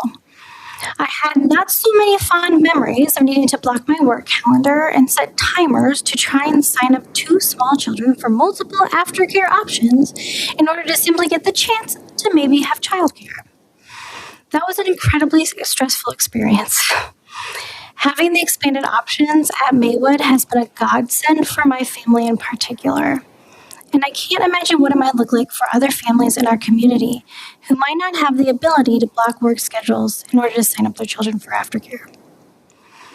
I understand that the possible selling of Maywood does not equate to a reduction of the Parks and Rec aftercare program. However, I'm not naive enough to think that that isn't possible. Amenities like the Parks Department are the main reason my family chose to live here over a decade ago. And I understand and accept that those amenities come at a cost. For all of us here in Monona, that cost has been literal dollars of continually increased property taxes every year. And I'm not even opposed to that, even though I don't love it.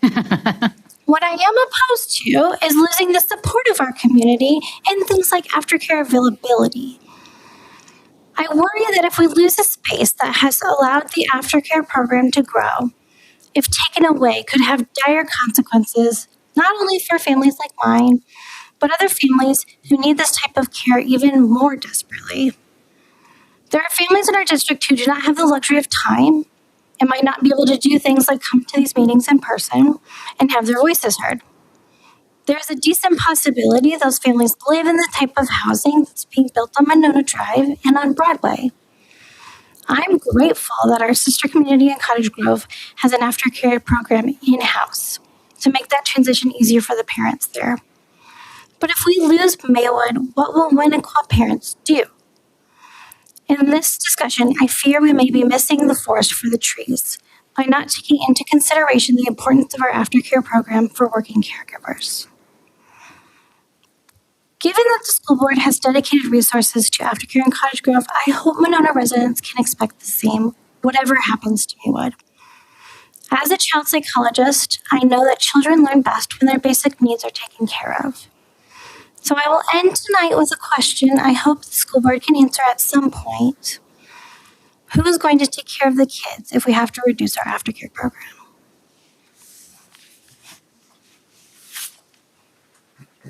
All right, last public speaker for tonight is Rachel Wally.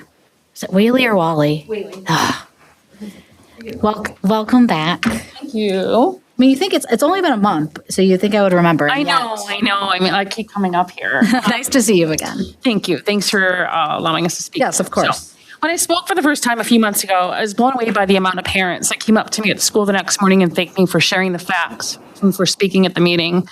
And many of these parents watched from home, and I love that. So I just want to express my gratitude for being able to watch the current and past meetings online, because even though we come to speak, we can't always stay till, I don't know, midnight. Maybe you guys are here till. So some of us can't stay awake. Some of us can't physically be here that long. So we do appreciate the ability to go home and finish watching the meeting. So I want to say thanks for that. And as I've said before, been a successful realtor for over 20 years in the Madison area, and I hear about who is moving and when and why, and people tell me what they like about their neighborhoods, schools, and the community. And I've been getting a lot of Madison families inquiring about Monona because they have been becoming unsatisfied with the services offered in MMSD. So they are looking to move outside of that Madison district to obtain the education and assistance their children need, which they are not getting in the Madison schools anymore.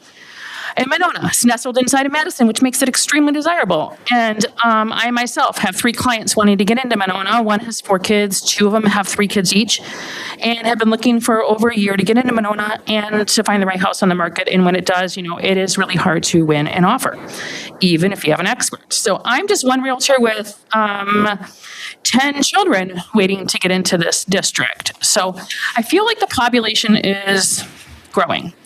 And over 25% of our population in Monona are over the age of 65. Many of them are probably about 70 or older who reside in the homes where they raised their children. They went to Winnequa and Maywood.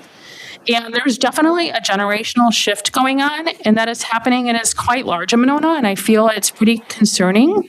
We can see it on our streets and our schools that there's more young kids showing up, and people are waiting to get into Monona, and 26% of the real estate in Monona is owned by retirees. So once they move out, we're going to have a lot of families moving in, and I really think that it's going to increase our enrollment. I also have discovered, and I do have reports for you, 46% of Monona residents rent. And when I reached out to many of the apartment managers, some reluctant or unresponsive, but those that I have contacted have very high occupancy of children. And this figure will increase with the 500 units being built in Monona. And if 46% of the population rents and then we're adding another 500 units, I would assume quite a few children are going to come out of that. Plus all the boomers, when they move out and sell, I feel like we're going to have a lot more enrollment as people are able to live in Monona. And it deeply concerns me when we're talking about Monona or selling Maywood, like Chelsea said, if we could use Maywood in the future, I do truly feel like it's going to be needed. And why do so many people rent? It's unaffordable to buy for some, and it's also the unavailability because there's not a lot of houses available. So the school district owns over 20 acres of prime real estate, prime. The 16-acre parcel itself in Cottage Grove, if you were to develop, if we were to separate that into quarter-acre parcels, the value of the parcel itself, I think, is probably worth $2 million. But if we were to divide that into quarter-acre parcels and sell them individually, we could $4 to $5 million, maybe more. I hope that the Colliers group comes up with that same creative idea, because why wouldn't we parcel it off and sell it? There's already a neighborhood bleeding right into it. So I don't understand why we wouldn't do that before considering selling Maywood. And if we're going to retain Taylor Perry for future use, it just doesn't seem fair because our community is also growing and we're way more landlocked. So I just don't understand why we wouldn't sell Taylor Perry instead. But I'm not making those decisions. But Monona is landlocked and the population is increasing, and I believe we will need Maywood in the future. So I encourage the board and the decision makers to take in serious consideration the population growth and the generational shift that is happening in Monona, because it's pretty serious. And a question for the future, I'm curious, and I will send an email, but the revenue for the future developments in Monona will contribute to the school revenue, the taxes. And I don't know if it's included in those future numbers, but I would like to know those. So that's another question that I have, but I will email you as well.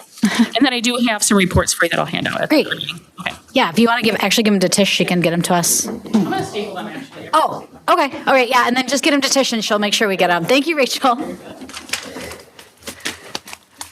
All right, thank you again, everyone, for our public appearances. I say this every time, but I'll keep saying it because I mean it. I think an engaged community makes our board stronger. I think it makes our schools stronger. It makes our school community stronger. So I always appreciate when you come. I appreciate folks who are watching online. I think one thing I want to address really quick is this idea that, not everyone can come in person, which I appreciate. Feel free always to reach out to us. You can email us. You can sit and have coffee with us. We are always happy to engage. So if this is not the forum for you, I can fully appreciate that. But please, tell your friends, your neighbors, to find other avenues with which to engage with us too. So thank you for that.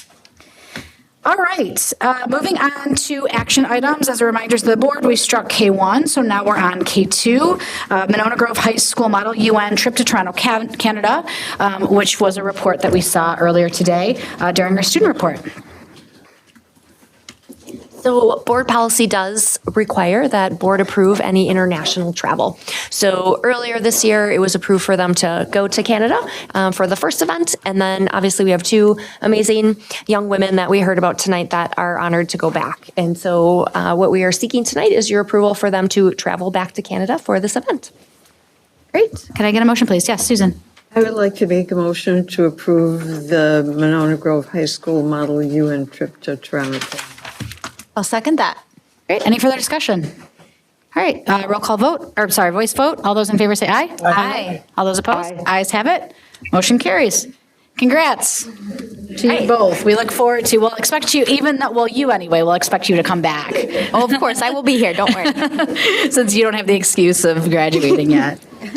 All right, next on the agenda, we have AVID, Plan and Contract, and I believe, Rob, you are leading the presentation here, correct? Yeah. Great, nice to see you again, Rob. I appreciate it, thank you. So I'll talk quickly through AVID and why we're bringing this contract to you.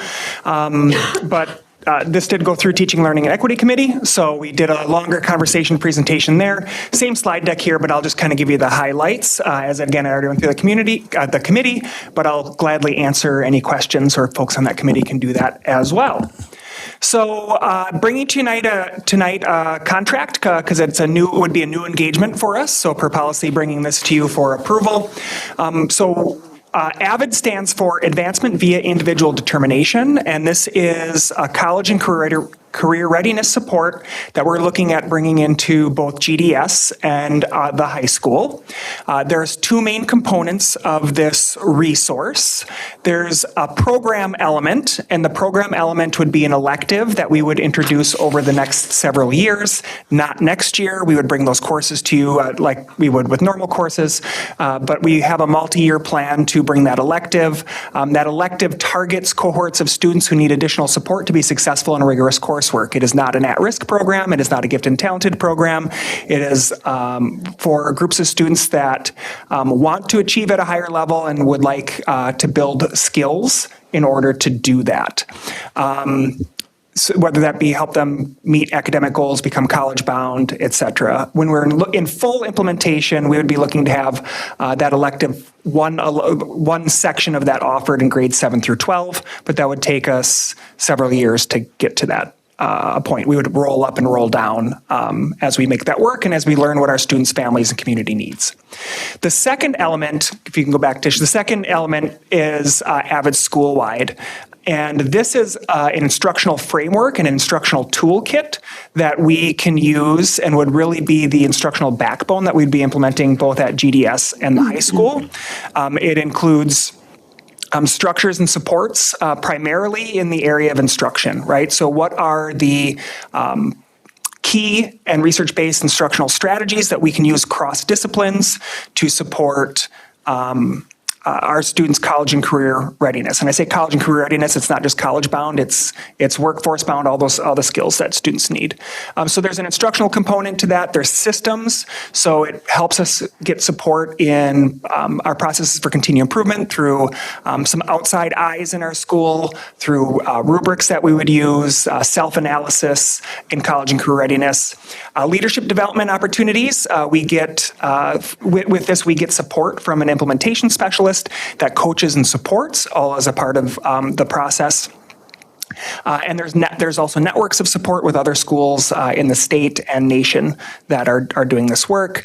And there's lots of other toolkits, suggestions, and coaching around developing a college and career-ready culture in the school. The instructional framework is kind of where the gold is in my mind with this. And when we talk about instructional strategies that we would be looking to implement over time, I want to frame like we're already trying to do this work. All schools are trying to do this work. This gives us a resource and a toolkit to be able to have support in that and make sure it's not just what one person wants to do. It's research-based and proven collection. And those strategies that we would be focusing on for college and career readiness are involved in writing, inquiry, getting students to high levels of thinking, collaboration, organization, so the executive functioning elements, and then also reading. Our implementation plan would be a planning year next year. So we would start our training of some key staff members, start to plan for those electives, and we will have full access as well to the professional development. So AVID gives us access. There's various costs that you can see on the price proposal, but that gives us, cost gives us curriculum. It gives us the membership fees, give us access to all the in-house professional development resources, texts, materials that we need to be able to do that. So next year would be that planning year, 27-28, looking to launch the first cohort in grades 8 and 10. And then we would evaluate where we are after that, but looking for kind of that roll up, roll down approach. So 28-29 have that elective in 7 through 11. And then in 29-30 be fully implemented in grades 7 through 12. If all goes as expected, we can always make adjustments. And the price agreement that you see in front of you tonight is a 3-year projection, but it's a 1-year contract. So we're engaging in 1 year, and then we can make adjustments after that. There's also additional professional development or different routes of professional development that we have to do.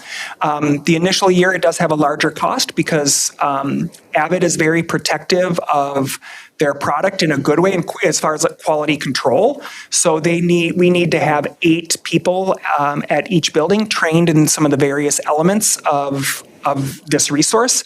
And again, that's their quality control so that we really have an understanding of what we're doing and implementing it. Because of course, it's a poor image on them if we just take this and do what we want, what we want with it. So the contract again has district director training on there, and there's a lot of coaching and support. That's a 2-year cost. Then you have a district director, and that's again particularly around implementation training to make sure that we're doing this well and to fidelity. The AVID annual secondary membership gives access to all those professional development materials, the curriculum for the electives, all kinds of other resources within a site called My AVID that can be used across our sites. AVID Summer Institute is the training that I mentioned, and then AVID Secondary Starter Package. That's kind of some of the initial texts and other things that we purchase. They're the resources that we purchase initially are kind of a part of the buy-in cost, but those are one-time costs as well. And again, you can see the request there. TLE has moved this forward.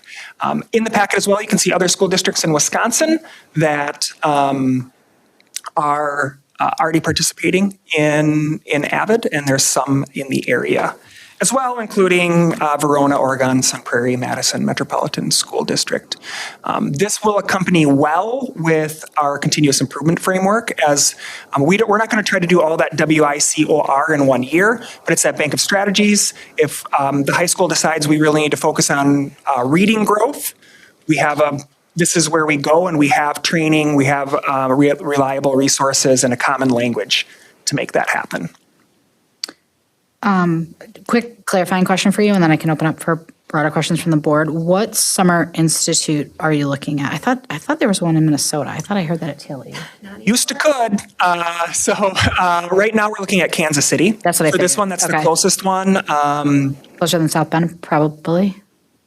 And South Bend now too. Is that they might add some. So we are not committed. We're reading those, and there's some pop-ups. Okay, but one of the Midwest ones, obviously. Yeah.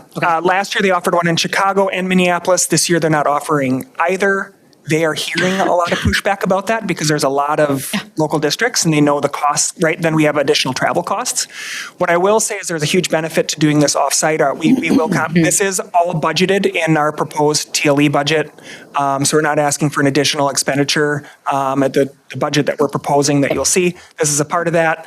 And getting these, the Summer Institute is about 50% training. Teachers, staff members actually take a course, and the other 50% is collaboration that's facilitated to help actually learn how to bring this back and make it happen and to benefit our students. Questions from the board? Janice said she has someone. Oh, thank you, Janice. Go ahead. Yeah, thank you. So students this will be a class that would be during their elective periods. So how many elective classes will they give up in order to be a part of AVID? And is that a thing that they would do from 7th grade through 12th grade? That's the potential. There's many students that would be a part of this that would, if they enroll in it in 7th grade, would take it 8th grade, 9th grade, 10th. Some students might choose to do it 7th to 8th grade, feel like they're good to go. Some students might, if we have seats open up right in 10th grade, might be able to enter that point. So there's entrance and exit points for students, but the curriculum is not repetitive. It builds. So students, they can take that multiple times. And so they would be looking at giving up, in our model right now, they would be giving up one elective spot a year. And then potentially, they could take it multiple times. As we implement, we can look at, there's some schools do other structures, like doing this in an advisory period, right? That becomes a little bit more complicating, and that's not what we're looking at right now. But that would also be part of some things we could explore in a planning year, which is why we're not just jumping into the elective next year. Okay, thank you. And last question, just to make sure, you and I had talked previously a little bit about AVID, and the staff that is going will be paid for their work. Yes. So we have workshop time that's built into our compensation packages. So for the hours of the conference, staff would be compensated for that time, and of course we take care of travel, et cetera. I should clarify: those that aren't already contracted for that day would get compensated for that time. Yeah, that makes sense. Right. Thank you. Thanks, Janice. Other questions? Yes, Elsa. How does the AVID elective program differ from the AVID school-wide program, and how would that be implemented within the schools? Yeah, that's great. So that great question. So the AVID elective has all of those, the WICOR, we refer to as WICR. I'm not trying to give too many more acronyms, but I just did.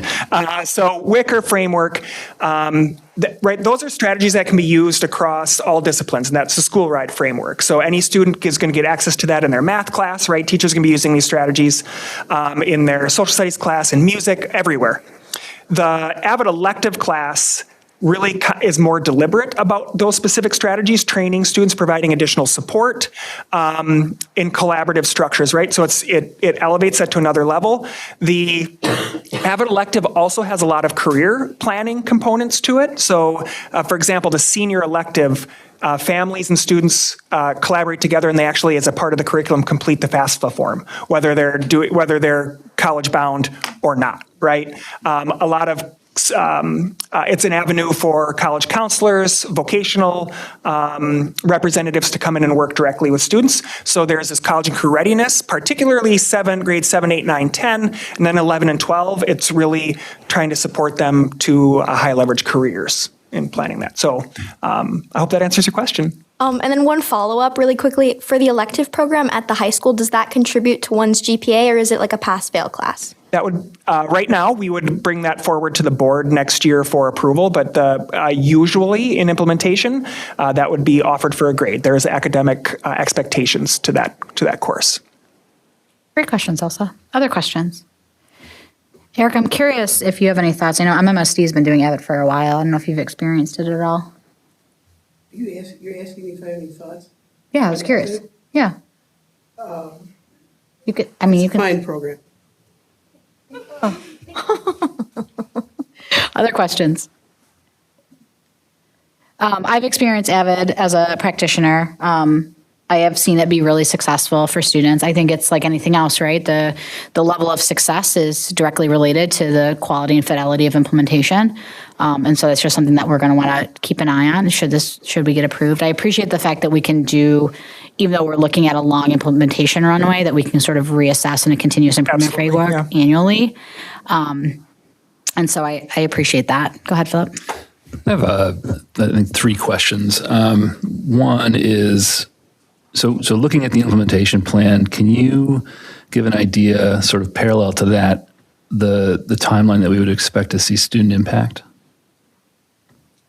I think the cohorts, once we start looking at cohorts, that data is pretty easy to track, and I can't necessarily quantify that for you, but like what that would be. But in my experience in previous implementations, students in AVID elective cohort have accelerated growth over. Yeah, and I guess what I mean more is like if we're implementing in the second year, or the third year, whatever, on this timeline, is there a lag with students getting involved in it, signing up for it? Like when do we expect to see this like really kind of like truly enforce, right? Because it feels like there's a timeline sort of for our staff to come up to speed. Sure. You know what I mean? Sure. Sort of implement. I'm curious if the student involvement is in lockstep with that, or is that even farther down the road? 28, 29 is when we would first students would experience it. Right. So there is that year-long runway. Okay. Mm-hmm. And then my next question is, how do we know it's working? So Elizabeth just mentioned that, if this is implemented with high fidelity, et cetera, it can be great. How do we know that? How do we, as we say, I appreciate that we're not committing to 3 or 5 years, but, how do we know after year 1 or 1.5 or, whatever that it's actually effective? Yeah, absolutely. There's there's more than there's kind of two different data sets that we would look at. One is we would be looking at students that are enrolled in the elective over their peers, and both academic, attendance, like all the different categories, right? And that's pretty easy for us to look at. The second area that we would look at is our overall performance in the areas of which we've implemented, right? So for example, if we've focused at the high school for 2 years on reading strategies, we should be able to see over 2 years' time that we've realized increased growth and achievement in those areas.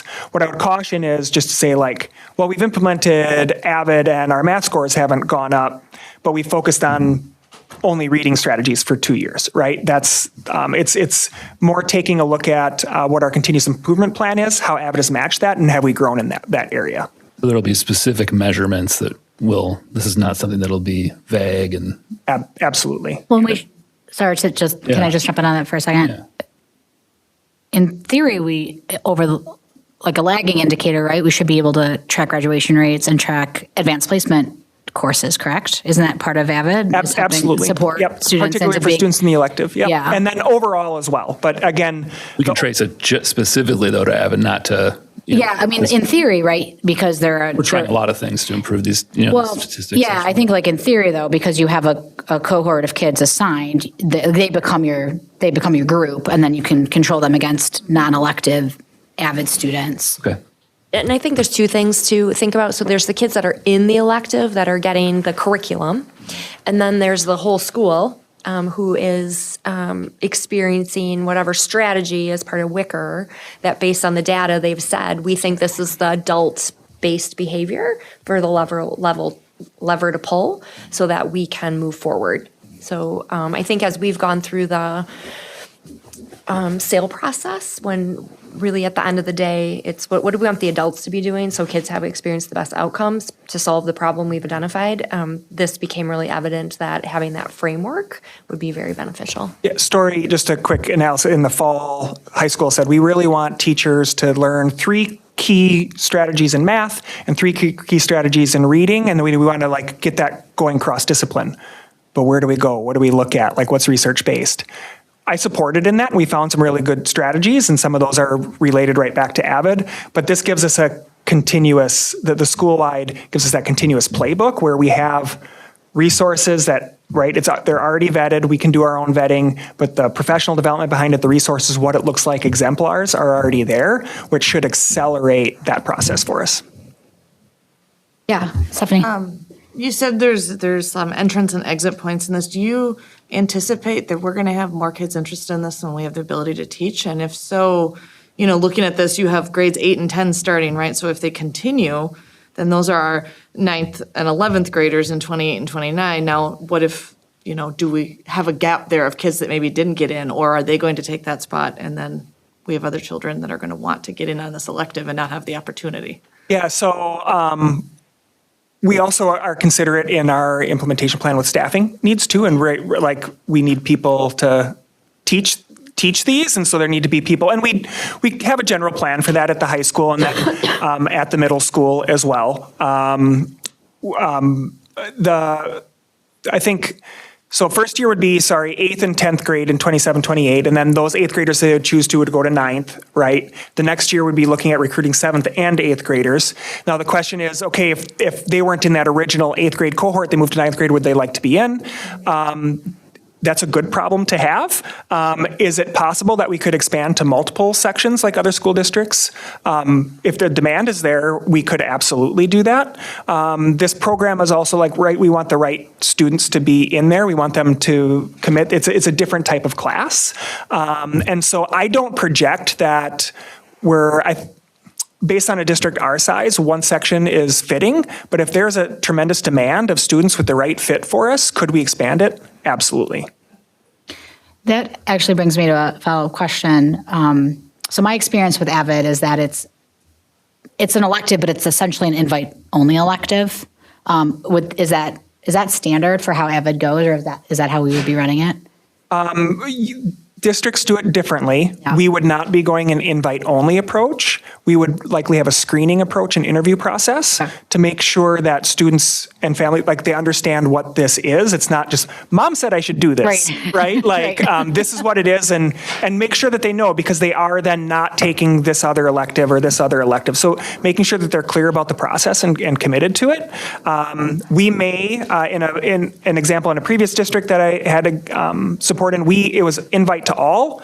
And then there were certain students that we did outreach to and said, we really think that you should consider this, and we'd like to have some conversations with you and your family, and here's why. But it wasn't then exclusive to others. Oh, I'm sorry. Go ahead, Stephanie. As this progresses, I would anticipate there's going to be more communication coming out to families about what this is, and when we get to scheduling and stuff, what that means. Which is why next year is a planning year, and we would again, bring those electives to you with any of that criteria that we would design or screening processes. And then that recruitment process would start, before scheduling next year. Because obviously this is very different than taking just a random elective. Correct. Yep. One thing for me that I would want us to track on, Rob, and so, should this go through and we're looking for implementation, I have seen it, and not exclusively, but I have seen it utilized as a replacement for specially designed instruction for special education students. And so that's something that I want to make sure that we're tracking on, to make sure that we're not creating spaces in places where really specially designed instruction should be, or other supplementary aids and services, and using AVID as a replacement there. And I have seen it implemented that way before. And which is why, I hear you, and which is why when we look at some of those initial costs. Just know that I'm going to ask. Yep. And I think when we look at some of those costs, and AVID obviously doesn't have complete control over things, but that's why there's some of these front-loaded, required trainings, et cetera, to make people clear. I've also seen districts where they're like, oh, AVID, that's our at-risk program. And it's two different things, also right? I've seen it that way also. Thank you. Any other questions? Yes, Elsa. So you mentioned briefly that many other districts statewide have implemented this program. Have they reported success with this program? Have they felt that it really helped out their district? I'm just curious of people with experience from it. What have they said? I don't have specific data for them. What I can tell you is generally in our roles, if something's not working, we're not going to continue to do that. That being said, any of that data would go back to the specific elements. So it's hard to say hey, we're an AVID school and therefore all of our scores raised. So I can't give you that, but I can say that some of the data on one of the sheets is 98% of students in the elective are graduates of high school, which beats the national rate of about 86%. And Wisconsin is up to 92%, which is good, but accelerating above our averages. 93% of students in the elective complete four-year college entrance requirements, and this is nationwide, AVID. 79% are accepted to four-year colleges, and 88% persist into a second year of college, and all those beat national averages. Thank you. All right, any other questions? I just make a comment. I think that in general, AVID is a good thing for some students, but students have to be determined to do it, and that ignores the systematic problems that we have in the education system, right? For students that aren't determined, or students that need help that aren't, making that choice. Sorry if you're not. No, that's just one. I think AVID is not the solution. AVID is one part of a process of our continuous improvement. The other thing I would say is that, we shouldn't need a program to be educating the students in our district, because then my question is, what are we not doing in our district that we need a program to tell us what to do, or to follow a guideline of a certain program? So the only other criticism I said that I would have, if you want me to relate it to a bigger district that uses it, is I hope we keep the teachers, AVID teachers, and we don't have burnout. Yep, that's the other concern.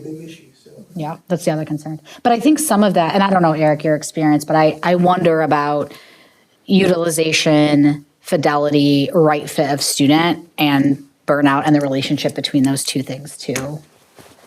There's burnout. I don't know, what's tough? You're talking $40,000, you almost add another support teacher or something that might be able to do more. And to your statistics of like the success rate, those students are going to probably hit those numbers anyways without having it. So that's my take on it. I'll vote for it, but. Yeah. I appreciate your perspective though, because I know you've got experience with it. Tanya? Yeah, same previous experience with it also. I think, you do have to be careful with the teachers, but, come from an organization where, it was pretty heavily embedded at the high school. And then when it went down to the middle school, there was a lot of people that fought for it. They wanted that because I think if you create it correctly, there's layers of support. It's not all just left on the AVID teacher. You think about what's the counselor's role, what's the AVID coordinator's role, because yes, there's a lot of layers to it for sure. So being conscientious of that. And just sharing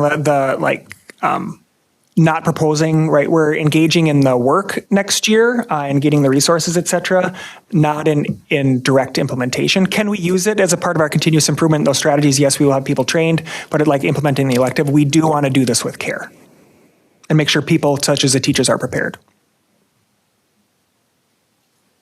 Other questions or can I get a motion? Yes, Rochelle. Yeah, and when we were at the TLE meeting too, I had talked about when I was teaching in Milwaukee, we had a school-wide program, and I had been at one school that it wasn't effective, and one that was very effective, and it was because everybody bought in, and it gave us all the same language and the same structure. So I think that if it's done right, it's going to be a good addition to what else we have going on in our schools.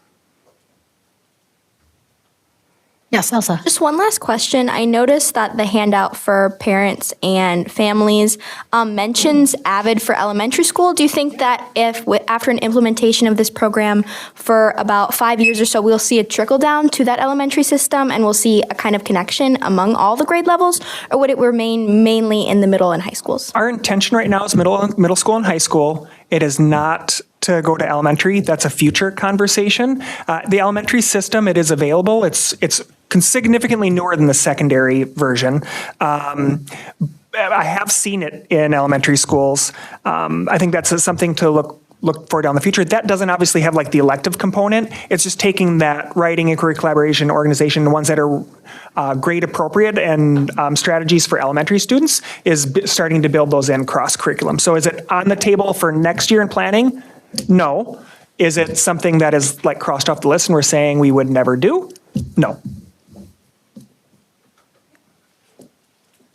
I'll make a motion to approve approval of the 2026 through 2029 AVID contract as presented. Any further discussion? The only thing I'll note, Rob, I'm in favor of this. I think it's good. It is quite expensive. And so I think, board, as we continue to have conversations about where we're, putting our dollars, right? And thinking about what programs we need to build in order to build, staff capacity, to build student outcomes. These are the examples of kind of how we need to think about these pieces. And so I just think it's relevant to the conversation we were having earlier today in terms of, when a finite pot of money, where do you want to put your efforts and energies? And to me, putting it in our staff and in our students feels like the right process here. And I think the cost is, right? And there's a large amount of training that occurs in this first year, and you can see the costs go down. But that secondary membership gives us the ability to do a lot of the work in-house, which is beneficial. And of course, this is kind of one of the professional development outlets for our secondary staff over the next few years. Just to clarify on that point, did I hear correctly that this is within an existing budget? It's in our proposed budget for next year. So we've, when you get the budgeting process. So our budgets were due to Kristen recently, who's reviewing them, and I know those go forward to you. We've built in all of these costs in the appropriate accounts. Kristen's nodding. Confirmation in the corner there. All right, any other discussion or questions? Okay, can we do voice vote on this one, or you want a roll call? Voice sound good? All those in favor say aye. Aye. All those opposed? Aye. Ayes have it. Oh, sorry, Janice. Aye.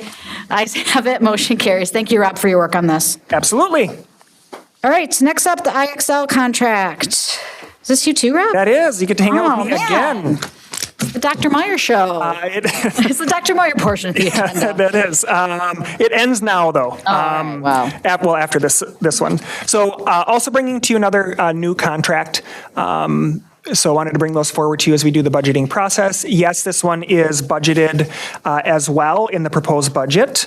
You might be familiar with, or you're probably familiar with iReady assessments that we use at the K-8 level, and then it has, we do additionally purchase, for iReady we purchase the math and reading diagnostic assessments, which are necessary under RTI law to have screeners, right? Act 20 shifted that a little bit. And then we do the additional online instruction available to students with that. Our goal is to fill a gap at the high school level and to start to have some better data for students as we implement our MLSS system and look at continuous improvement. So IXL is a software that has teacher and student access. Key features are it has an assessment suite. We are looking to purchase math and ELA, so we have various assessments, screeners, and diagnostic assessments that we can use to check where either individual students are, classes, grade levels, etc. There's also standards-based skill practice. So after students take the assessment, it does provide them with a skill path, should they choose or should a teacher choose to practice skills that are at a student's level. However, teachers can also assign specific skills. So for example, if we just taught a strand of key ideas and details in an ELA class, the teacher could assign that skill to students in IXL. They do a handful of problems to demonstrate proficiency or practice that skill. We also have the ability to upload students' pre-ACT scores from the previous year at the end of the year or at the beginning of the year, and it develops them an ACT skill pathway. As well. So there's a lot more features. There's common assessments, there's a AI tool, IXL has so many, they own, I don't know if it's vocabulary or vocab, like they're building things out.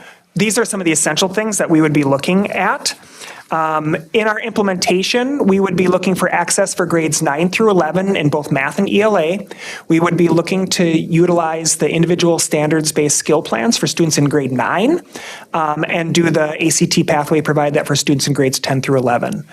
We would be very, very careful about how much digital usage we're doing, but families very, very much appreciate the ACT skill pathways, or families are always looking for ways like, what can I do at home, or what can my student be doing that was productive? And we have a way of supporting and monitoring that. We would also be looking at doing the diagnostic assessment for at least grade 9, if not grade 10, to align with data analysis needs. As we look at screening for interventions, and we would be focusing on grades 9 and 10, we need a screening tool to make sure that we're catching kids. And state data is only one data point, so we want to use multiple data points, and it lags. We do not get the data in actionable time periods or on a regular enough basis. This doesn't mean necessarily that we would be doing these diagnostic 3 times a year. We might be doing it twice a year. We're going to see how implementation goes. Back to before I even started and was meeting with staff at the high school in June, where they're looking at goals for the upcoming year, and they can only use, they have attendance data, et cetera, but academic data was grades and ACT or pre-ACT, right?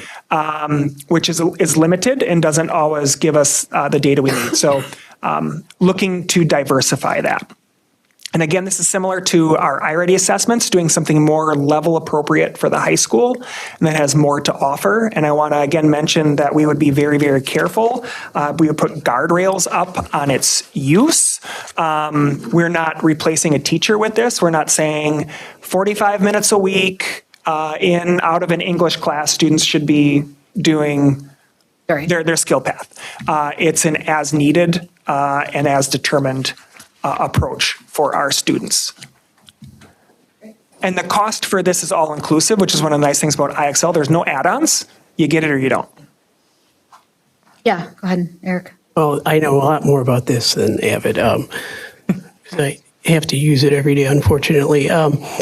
So are you saying you're using this primarily as an assessment, not as an independent study set up for students to assign them in, math assignments and stuff. You're using the assessment piece. That's what That's the core part. For 10th and 11th graders, we would show them how to use the skill pathway, and if they would choose to do that, they would have the ability to do that.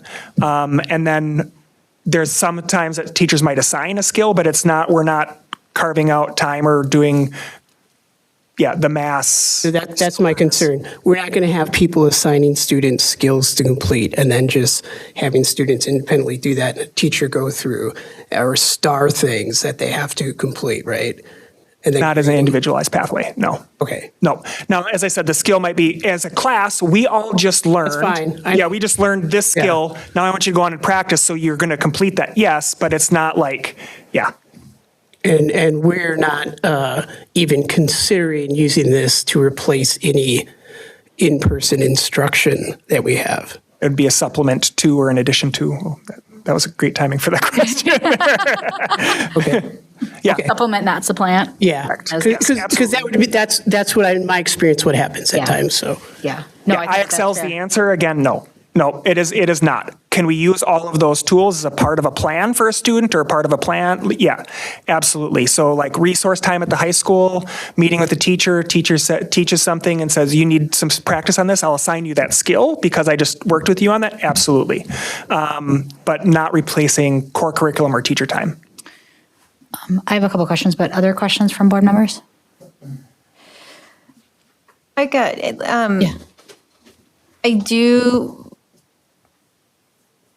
I can totally appreciate having a kid who just took the ACTs today. They did. Having some practice and having it something that they can start on, quite before they're actually sitting in the seat taking the test. So I really appreciate that feature of this. And I can understand it would be probably pretty familiar platform for students having already used iReady, so having that assessment basis. But I appreciate you saying this is not going to be something that they'll be on screens a lot, and you'll be very conscientious. Because I'm kind of getting more and more to the point where I'm like, ooh, can we have as little interaction with screens as possible? So if it's used really specifically, it makes me feel more comfortable with it. And something I didn't mention, so thank you, is we did a pilot of this, so that's on the screen during this year. So we gave access to students in grades 9, 10, and 11. We had ninth graders, if they were in Algebra 1 or English 9, take the assessment so we could actually look at it, get some of their experience from it, look at the data. Is this actionable for our student data, not another school's data, and then gave access to sophomores and juniors to the skill practice, ACT, for students that were with us last year, and we could upload their materials.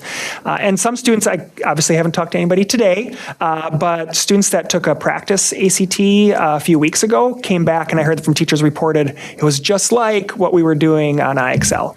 And they just, the requirement of that for juniors and their sophomores will be experiencing this a little bit leading up to the pre-ACT, was just teachers in ELA and math just providing 3 different times a window of class period to get students in and make sure that they were comfortable accessing and start the skill practice. And then they could do that. They could do that on their own time, study hall, resource, home, etc. Go ahead, Elsa. So I'm a student who, when I was in very early elementary school, the district also had access to IXL. So I remember in kindergarten and first grade, we would use that in our classrooms for that very beginning and early stages of learning. Yeah. How would this program differ from that and our iReady programs from a student perspective, from student engagement across the classroom? How would that look different from previous programs that the district has implemented? Yeah, great question. I think IXL has come a long way in the year, so the amount of skills and differentiation that's available in there is, and they continue to evolve.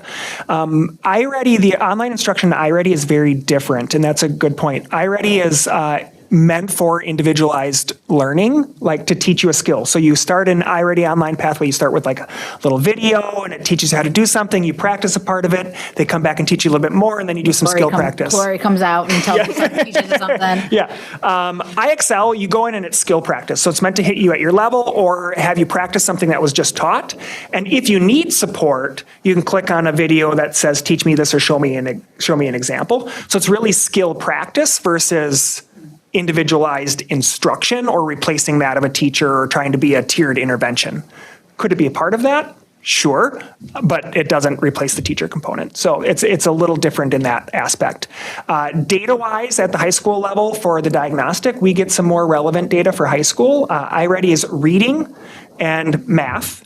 The math looks similar as far as the data we get, but in reading, we also get information on reading reading strategies, so ability to apply reading strategies, grammar, and writing. Through writing questions, we don't do samples of writing, but much like the ACT and the forward exam, analyze writing through like conventions of writing. It gives us data in that, so it gives English teachers at the high school a little bit more of a data profile of where their kids really are and what they can target in their universal instruction. So my ask simply would be that, this is relatively minimal cost, right? But I think it'd be good for us to, similar to AVID, have a checkpoint where we can, come back and say, are we getting value from it? Can we demonstrate that? Can we demonstrate that the value is unique, to this, right? Because just because we're getting value doesn't mean we necessarily have to have this system. So I think, and it kind of makes me think too that maybe more broadly we should think about, I don't know if we have a policy or if we should talk about a policy on sort of our bucket of these sorts of tools and contracts, so that we keep track of them, just so that we don't put something like this in place and it just sort of auto renews, in 12 years from now, someone's like, oh, we're still paying for IXL, right? Yeah, I hear like your that. Netflix subscription. And so I Never cancel that free trial. Yeah, I just want to make sure that, maybe there's an annual report where just from a broad brush, we can come through these and justify value and make sure that this is resulting in better outcomes for our students, because that's really the purpose, right? Yeah, that's good. And that informs our implementation, right? And like, if we're not seeing it useful, why? Does that mean it's the resource or our use of it, right? So how do we problem solve for that? I think the other part is just going back to the law does not specify, but what it has to be or what grade levels, but the RTI law back, Tanya, what that was, it's something like that, generally says that we need to be universally screening our students on a regular basis and determining their individualized needs. We currently don't have that at the high school. Well, and that's a great example of just, validating the value, right? But I just want to make sure we keep that in mind. Yeah, I think it's I just don't want it to disappear like a black hole of things we pay for, I have two questions for you. Go ahead. One is, would we ever, because IXL scales down, right? Would we ever think about replacing iReady so that we have one?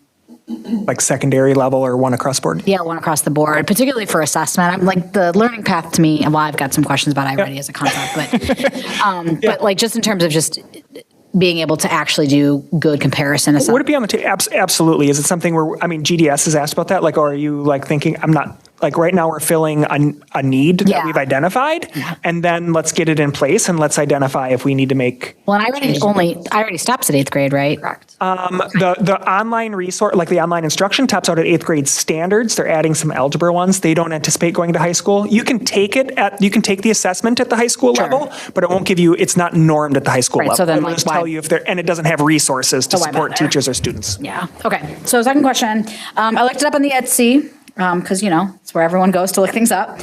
It doesn't have a badge for inclusive, which I thought was really strange, and I'm kind of curious if you know anything about whether or not it is accessible to our students with disabilities. It has a safe badge, an evidence-based badge, and an interoperability badge, but it doesn't have a usability badge, which is fine. It's probably not formatted for phones and iPads, but the fact that it doesn't have an inclusive badge is a little weird. So if you go to the EdTech Index, they have a bunch of validations that they do on all I use it all the time. Yeah. So there's an inclusive. I don't know what your badges are or anything like that. I'm telling you what they are. Yeah, I don't know what you're using, but Yeah, I'm telling you what it is. So every ed tech product can get a validation. By who? By the ed tech index, which is ITSE and ASCD. You could stop right there. Yeah. But they don't have an inclusive one, and I'm just curious about that. I don't know the reason for that. I have not experienced anything. In fact, often this is used appropriately or inappropriately for students with special needs. So, well, you don't have to just send me an it's email on my back, list. Brad. Can you just figure out what's the accessibility options for it? Because I was a little surprised. I wonder if it doesn't have like voice to text. Yeah, I'm assuming it would be voice to text. potentially, yeah. All right. Yeah. I was curious. Yeah, that's a great question. Especially if we're going to use it as a Diagnostic. prep and a diagnostic. Okay, those are my 2 questions. Anyone else have any questions? All right, can I get a motion, please? Approval of the IXL contract is presented. Any further discussion? Are we okay with voice vote? Voice vote, all those in favor say aye. Aye. All those opposed? Thank you, Janice. Ayes have Wait, the delay. I know it's the delay. I'm sorry. I'm too quick. Ayes have it. Motion carries. Thank you, Rob. As we transition, I would just like to note that in my presentation, we went through a whole thunderstorm. So I was just so I don't know if that's a good thing. Bring in the thunder, Rob. You're welcome. Dr. Meyer, bring in the thunder. Nice work. Hopefully it's not turning to ice. Oh, shoot, yeah. No. Yeah, what's the All weather? right, we're getting close to go. All right. Oh, no, it's 38, so it should be okay. All right, next up is the 403B and 450. Nope. Staffing plan. What? Oh, I'm sorry. I just skipped the staffing plan.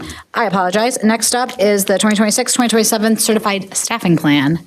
Attached in board docs is our proposed 26-27 staffing plan. Staffing makes up almost 80% of our budget, so this is a huge piece to putting our budget together for 26-27 as we bring it forward to F&O and the board. The Personnel Committee did review this and recommended we bring this forward to you today. The first section of this document outlines core teachers for K-8.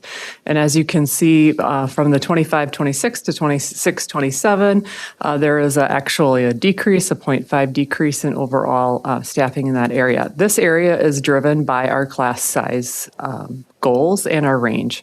And so you can see all of the projected class sizes are within that range, some at the top of the range, however, within that range. And then the green bar there is what the actual class size was as of March 9th. And so we're a little under where we projected at that point in time. If you move on down to the next section, these are elective classes, 6 through 8. And you can see in this area we're adding in business marketing 6-12 and family consumer ed. That's really at the middle school, and it has to do with the fact that we're adding 2 sections to the middle school as well. These are the areas where we look at course selections and make determinations on staffing based on that. The next section regarding special is really the same way. It's based on course selection. There is a small reduction in Phi Ed at the high school based on course selections. No staff are being reduced. That is all through, oh my goodness. Attrition. It's late. Moving on to the student services area. We do have some reductions here due to the consolidation of Taylor Prairie and Cottage Grove with counseling staff, a learning coach, and a reading teacher. This again is being addressed majority through attrition. There was one reduction in force in that area. We are recommending the addition of 3 math support teachers to have an increase of 1.7 FTE in that section. And then as we look at directors and coordinators and administrators, in certified staffing, there is an addition of 1.0. So the total difference from 25-26 to 26-27 is 2.6 FTE. Any questions? Questions?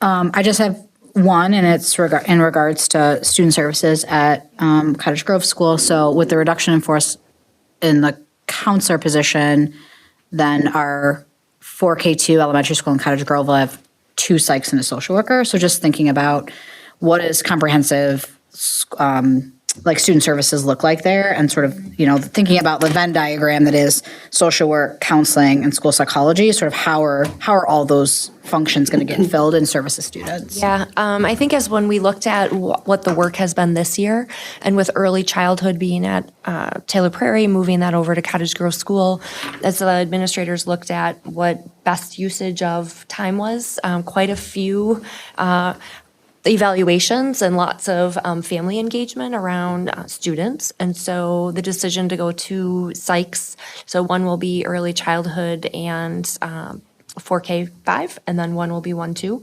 So they'll work with those classroom teams in much of the same way. So they'll do the behavior interventions, they will do the supports around social emotional learning that may be bigger than tier 1 and some of those kind of things. So, and then obviously the social worker, lots of family connections. That's a group that we continue to just work really hard to engage some of the families. A lot of them, it's their first swing at school. And so just having more of that community-based involvement. So I think looking at the social emotional counseling, the advocacy, and some of those other roles of behavioral support that our counselors play, that will get divided up between the 3 that are there. Thank you. Questions or motion, please?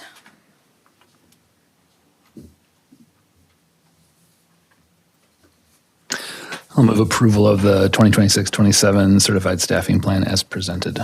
I'll second that. Any further discussion?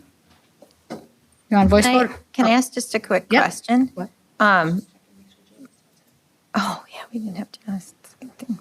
I appreciate that you added the class projected sizes. Thank you for doing that. That's helpful.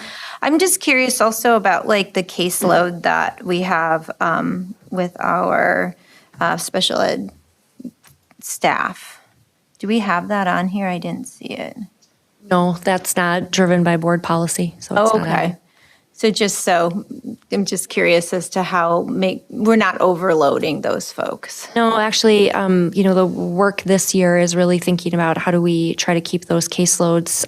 Some of the caseloads have gotten a little bit bigger, and then we've increased special education assistants, and then you have, kids to educate, staff to manage as a teacher, and so looking at how do we try to keep those caseloads a little bit smaller with a little less auxiliary adults. So typically, caseload of, 8 to 10 at the elementary, 10 to 12 at the middle school, and 12 to 14 at the high school, and that would be average, which is pretty standard for the community. Okay, thank you. Sorry. Oh, okay. Any other questions or discussion? Okay, we okay with voice vote on this one, or you want roll call? All right, all those in favor say aye. Aye. Aye. All those opposed? Ayes have it, motion carries. Thank you very much, Kristen, and I think you're probably the next one too. So now it's the 403B and 457 third-party administrator, TSACG.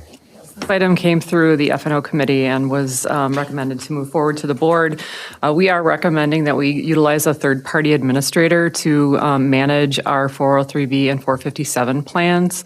We currently do that internally, and it is a huge burden on our reduced staff to manage this. To have 12 different vendors and for which we are the fiduciary is a lot to manage. We're talking about rollovers, loan distributions, making sure that we're following all the law changes. This change will allow us to send a file directly to TSAG, and they send the funds out to the individual vendors instead of us having to go to each vendor site, upload a file, send it. It's just a lot of administrative burden. So the request is to not only move to a third-party administrator, but also reduce our vendors from the 12 that we have to 4. So 3 would be our 403B, and 1 would be a 457 plan, which allows our staff choice. So you can invest in both a 403B and a 457 to the limits, which is an advantage and a nice advantage to have if you could do it. So that's the recommendation. How this would transition is we would start in April utilizing TSACG as the third-party administrator. So they would take on the responsibilities of uploading our contributions to these 12 vendors. So we're saying we're going to grandfather all the vendors. So current contributions for current employees and Tier 2 benefits are going to continue through December. So we'll send all the information to TSAG. They'll pay all the vendors. Then in January of 2027, we're asking that no contributions are made to the vendors that are not bolded. So that only contributions would be made to those 4 vendors. What would happen then is our Tier 2 retirees, they could keep their funds at their current vendor. Contributions starting in January, they'd have to select a vendor from the 4. They could then roll those over to the ones that they had, but that would be the change for them. And their accounts, let's say it's at VALIC, it would have to roll to an IRA. It couldn't stay in our plan because it wouldn't be in our plan, so it can stay there. It's just a different vehicle there. Active employees would have to roll their funds into one of our full 4 plans. So there is an impact. It impacts 12 Tier 2 retirees. It impacts 53 current active employees. So 17% of our 381 participants is going to, they're going to have a change. So we're trying to give a long time for them to manage that change and provide some resources to help them do that over the course of those months.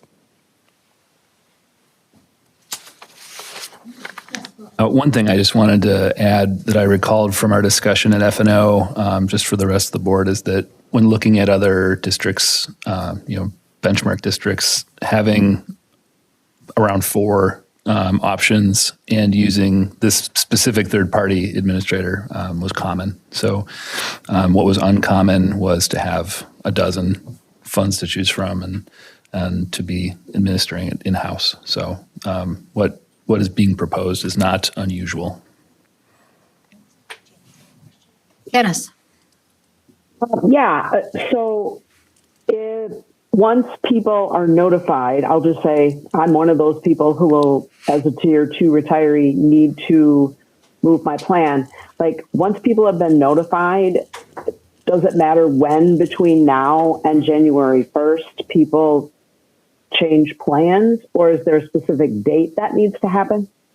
We'd ask that they select a new vendor by December 1st so that we have that set in place by January 1st. But if people wanted to do it earlier, that's fine too. Okay, it doesn't matter. It would be fine either way. Yes. Okay. Anything else, Janice? No, thank you. Okay, great. Other questions? Okay, can I get a motion, please? I move approval of the TSACG as the district's third-party administrator and the reduction of the number of vendors as presented. Second that. Any further discussion? All right, voice vote. All those in favor say aye. Aye. Aye. All those opposed? Ayes have it. Motion carries. Thank you, Kristen. Thank you. Thanks, Kristen. All right, last on our action items for today is the resolution in support of full transparency. We got the policy. Oh, policy. God, man. Sorry, my eyes are starting to get like jumpy. Just really trying to compact it. I'm like, yeah, it's fine. All right, sorry, moving up to 7, policy series for second reading. Yeah, so second reading, have not received any questions from anyone, so I won't walk through them. I did want to address 7544, use of social media. We had been asked to bring it back to Policy and Legislative Engagement Committee to look at where the space where we think about how their students are educated about safe use. And so that actually lives in a different policy, which is 7540.03. So what we did is we cross-referenced them. Great. So that when you look at the policy about the use of it, it also cross-references to the safe use. Just to clarify, that was an addition, so policy first read didn't have that cross-reference? Correct. Okay, awesome. That's what I was looking for. Thank you. Any questions about policy? I don't have any further questions. Motion, please. I move approval of the policy series for second read as presented. Any further discussion? All right, voice vote. All those in favor say aye. Aye. Those opposed? Ayes have it, motion carries. Okay, so now we're moving to the resolution in support of full transfer. This is like the action I've been waiting for the whole meeting. As we talked about when thinking about how do we make sure the community has a strong understanding of where school district dollars are going based on their property taxes.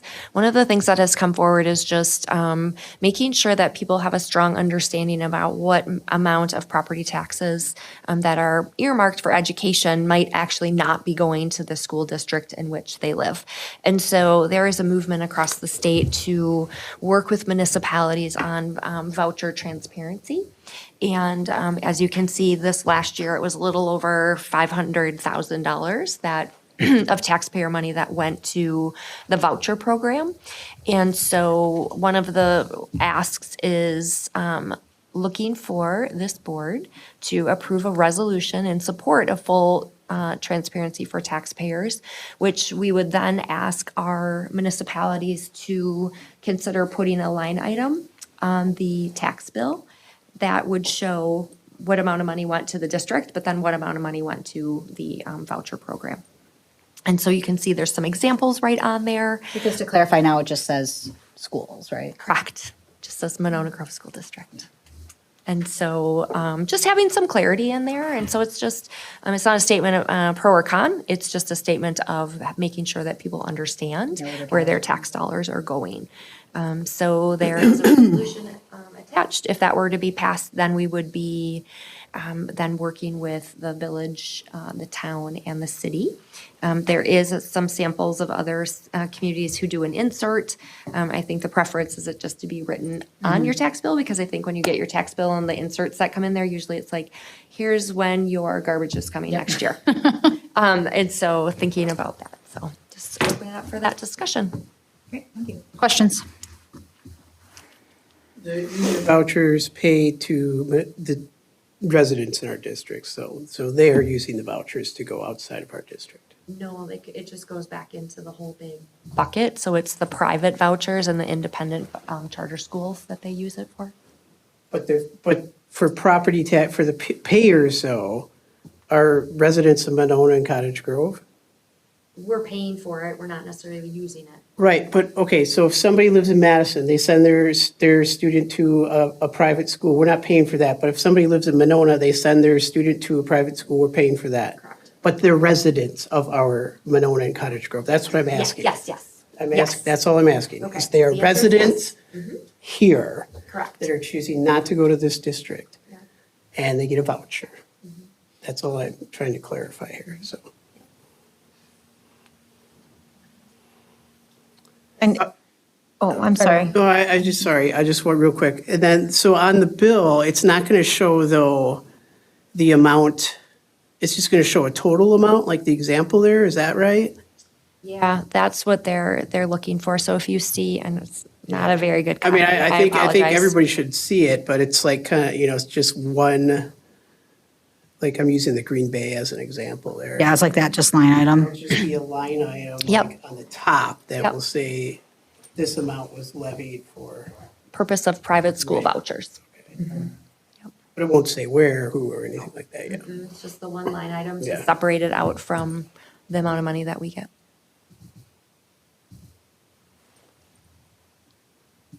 Further questions? I got one. Yeah. So I'm not for vouchers. I'm a public school teacher, obviously, so is my wife, her family, but I'm trying to understand, like, what purpose does this serve? How will it benefit us by doing this? Is it really going to benefit us in any way? Well, I mean, I think that there are pretty large movements to defund public education and take taxpayer dollars that always could only be used for public education and funnel it into privatizing education and being able to use it for voucher programs. And so as this movement keeps growing, the amount of money following it keeps going. And as we've talked about before, there's only so much money to go around. Yeah, and I guess I'm just trying to understand how it's going to help us as a district showing this on, if anything, I think it's just going to drive a wedge into community members more, don't you think? I think it's just transparency for people to understand that it happens. I think when people think, oh, that's great, families can vote with their feet and take their money where they want it to go, communities have to make, or states making some decisions about how much of that do they want to go privatized and go to organizations that they don't have, things like a public school board overseeing what that education looks like. I also think one of the advantages, and not necessarily to us, but just the community in general, is like right now you get your tax bill and it's just like schools. And so if you're not a person that follows what's happening policy-wise in terms of education, it's just like, oh, these are all going to the school district. And then I think the narrative becomes like, well, my property taxes have gone up, and so this is all this money that's going to our district. And I think it helps, folks to understand that that bucket actually gets split between what comes here to us and then what goes out to other districts, just as a concept. And then from there, you can decide, hey, I really like that, and I want my pie to shift one way, or hey, I don't like that, and maybe I want to take action on how that pie shifts the other way. And so to me, it just, like, an informed community is a better community, and I think it's a net benefit to us too, because we will get around the tax bills all the time, right? We always get blowback around kind of what is getting paid and where that's going. And so I think it's important for folks to understand that, like, not all the things in the school bucket comes here for students. Yeah, I think it's also just a good discussion item that people can kind of pay attention that, like you're saying, not all the money does go to our public schools that are available to all of our residents. And even just like a lot of people don't know that if you choose to send your child to a private school and they have an IEP, we still have to pay for services to have teachers to work with them if that private school doesn't. And that, again, is money out of what's happening in our public schools in our community. Sure, but that's not reflected on this, though. No, that would be. I guess I'm saying, though, it's kind of a start of a conversation. Yeah, I have a feeling this is going to backfire in some way. With the state I just have a feeling this is just there's going to be some way that this is just not going to turn out how we think it's going to turn out. I don't know. I think it would I don't know. I guess I just don't see what the purpose of, other than, letting people know. Of course, you want to know where your money's going, but some people have very important reasons that they, send students to private schools and stuff. And I don't want to create a wedge, because everybody that's sending their kids to Immaculate Heart of Mary, and then, why are you sending your kids there? Well, this about, I just don't want to get in that type of argument with the community and stuff. I don't think it's going to serve us any good. I think there's a difference between schools that take, public money vouchers as opposed to families that choose to enroll their kids and pay tuition. Yeah, but this doesn't distinguish that, though. It's just, there's no distinguishing that, seeing this on the bill. Those are my concerns. I just don't. I think the other thing we have to realize is just because we would ask any municipality doesn't mean they're going to do it. I do think there's merit to the discussion. Yeah. Other questions? I think this brings to mind to me the idea that, school financing tends to be rather opaque. And I think this wouldn't fix that, but I'd be interested in, is there something incrementally more detailed we could be providing with the tax bill, inclusive of this, but also here's the 4 to 5 interesting things about, Fun facts about school finance. Because people see what their property tax hit is, right? And then, well, what's the state part of that? What's the, it'd be interesting, I think, to explore something that would be inclusive of this, but also, useful in other ways to help people understand the what and the why. Yeah. Other thoughts or questions? Okay, do we have a motion on this one? I move approval of the resolution in support of full transparency for taxpayers as presented. Second. Any further discussion? Want a roll call? Probably. We'll roll call out. Stephanie? Susan? Eric? Philip? Rochelle? Aye. Elizabeth, aye. Ayes have it. I'm sorry, Janice. Aye. Ayes have it. Motion carries. All right. Moving on to informational items, gentle reminder to my board colleagues, we are rounding up hour 4 of our meeting today. And so again, brevity can be your friend here if that is of interest to you. Starting with TLE, anything that you want to share about TLE? Nope, I think AVID, we got it covered. So that's all I've got. Next meeting is, should I say when the next meeting is? Third Tuesday. Okay, Policy and Legislative Engagement Committee, Janice. We worked on, we added the one piece of cross-referencing that was in the policy we approved. We discussed the policy on committees because we have more committees than we used to have, and we're working on just trying to ensure that there's a fair workload amongst the school board members. And then we'll also be looking at roles for officers, board members, and committee chairs, just like as a part of that work, as well as there's a big Neola update. So we have a lot of things to work on our next meeting. Okay, great. Thanks, Janice. F&O, Philip. No, nothing further to add. We've discussed most of the F&O stuff during this meeting. Back to you, Janice, for personnel. We got to start, remind me, we got to start collapsing them together, Tish, now that Janice is doing personnel. And it's fine either way. But so we heard the quarterly sub-fill rate and attendance report.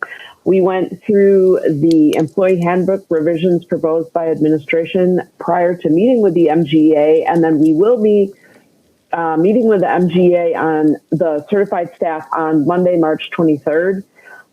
Katie talked to us about the staff engagement survey, and we went through the staffing proposal that we've already talked through tonight. Great. Do we have a timeline for bargaining yet?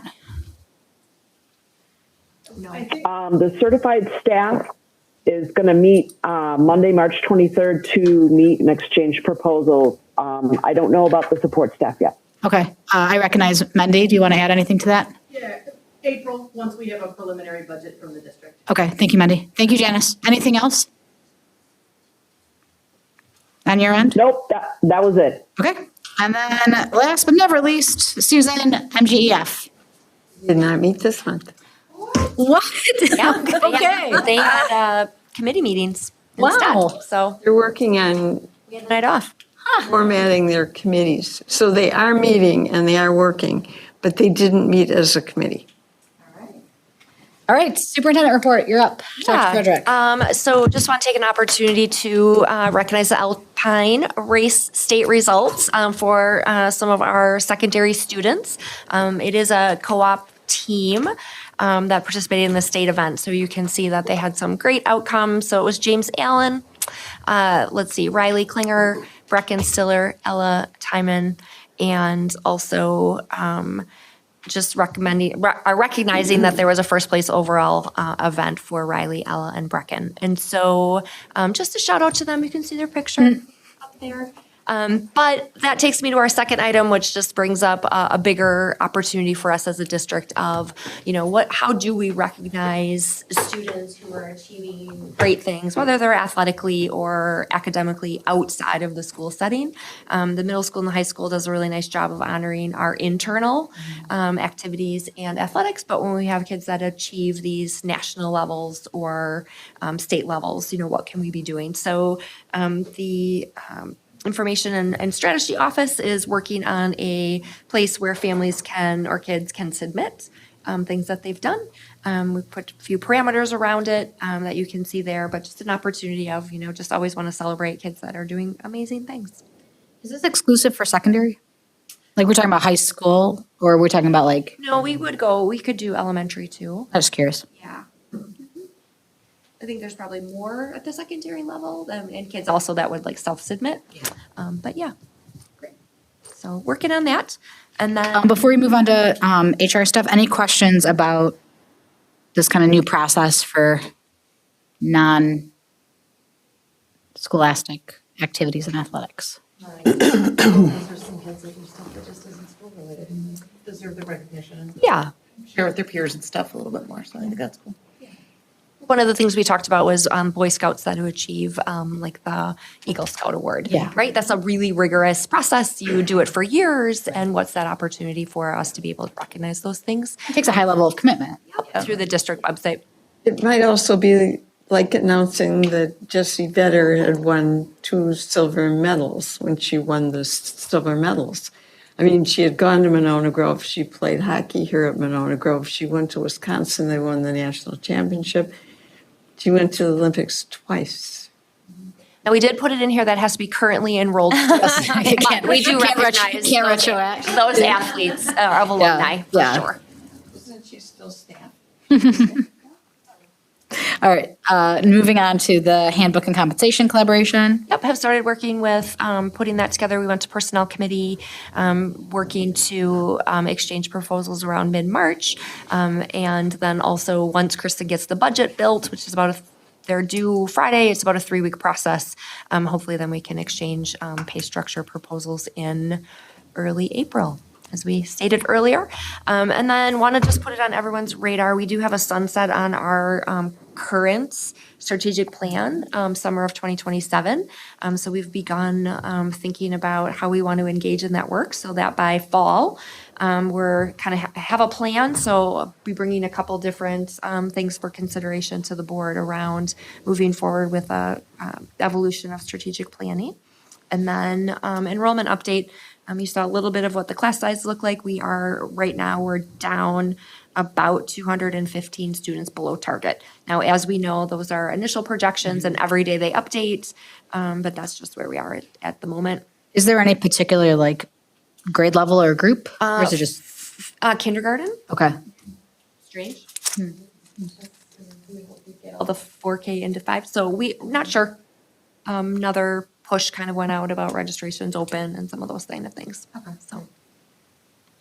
You know, we do get a lot of open enrolled students for 4K too, so I don't know how much compared to last year or previous years. Yeah, last year was really small, or this past year, so a little bit less of that. Yeah. So we'll see. Okay.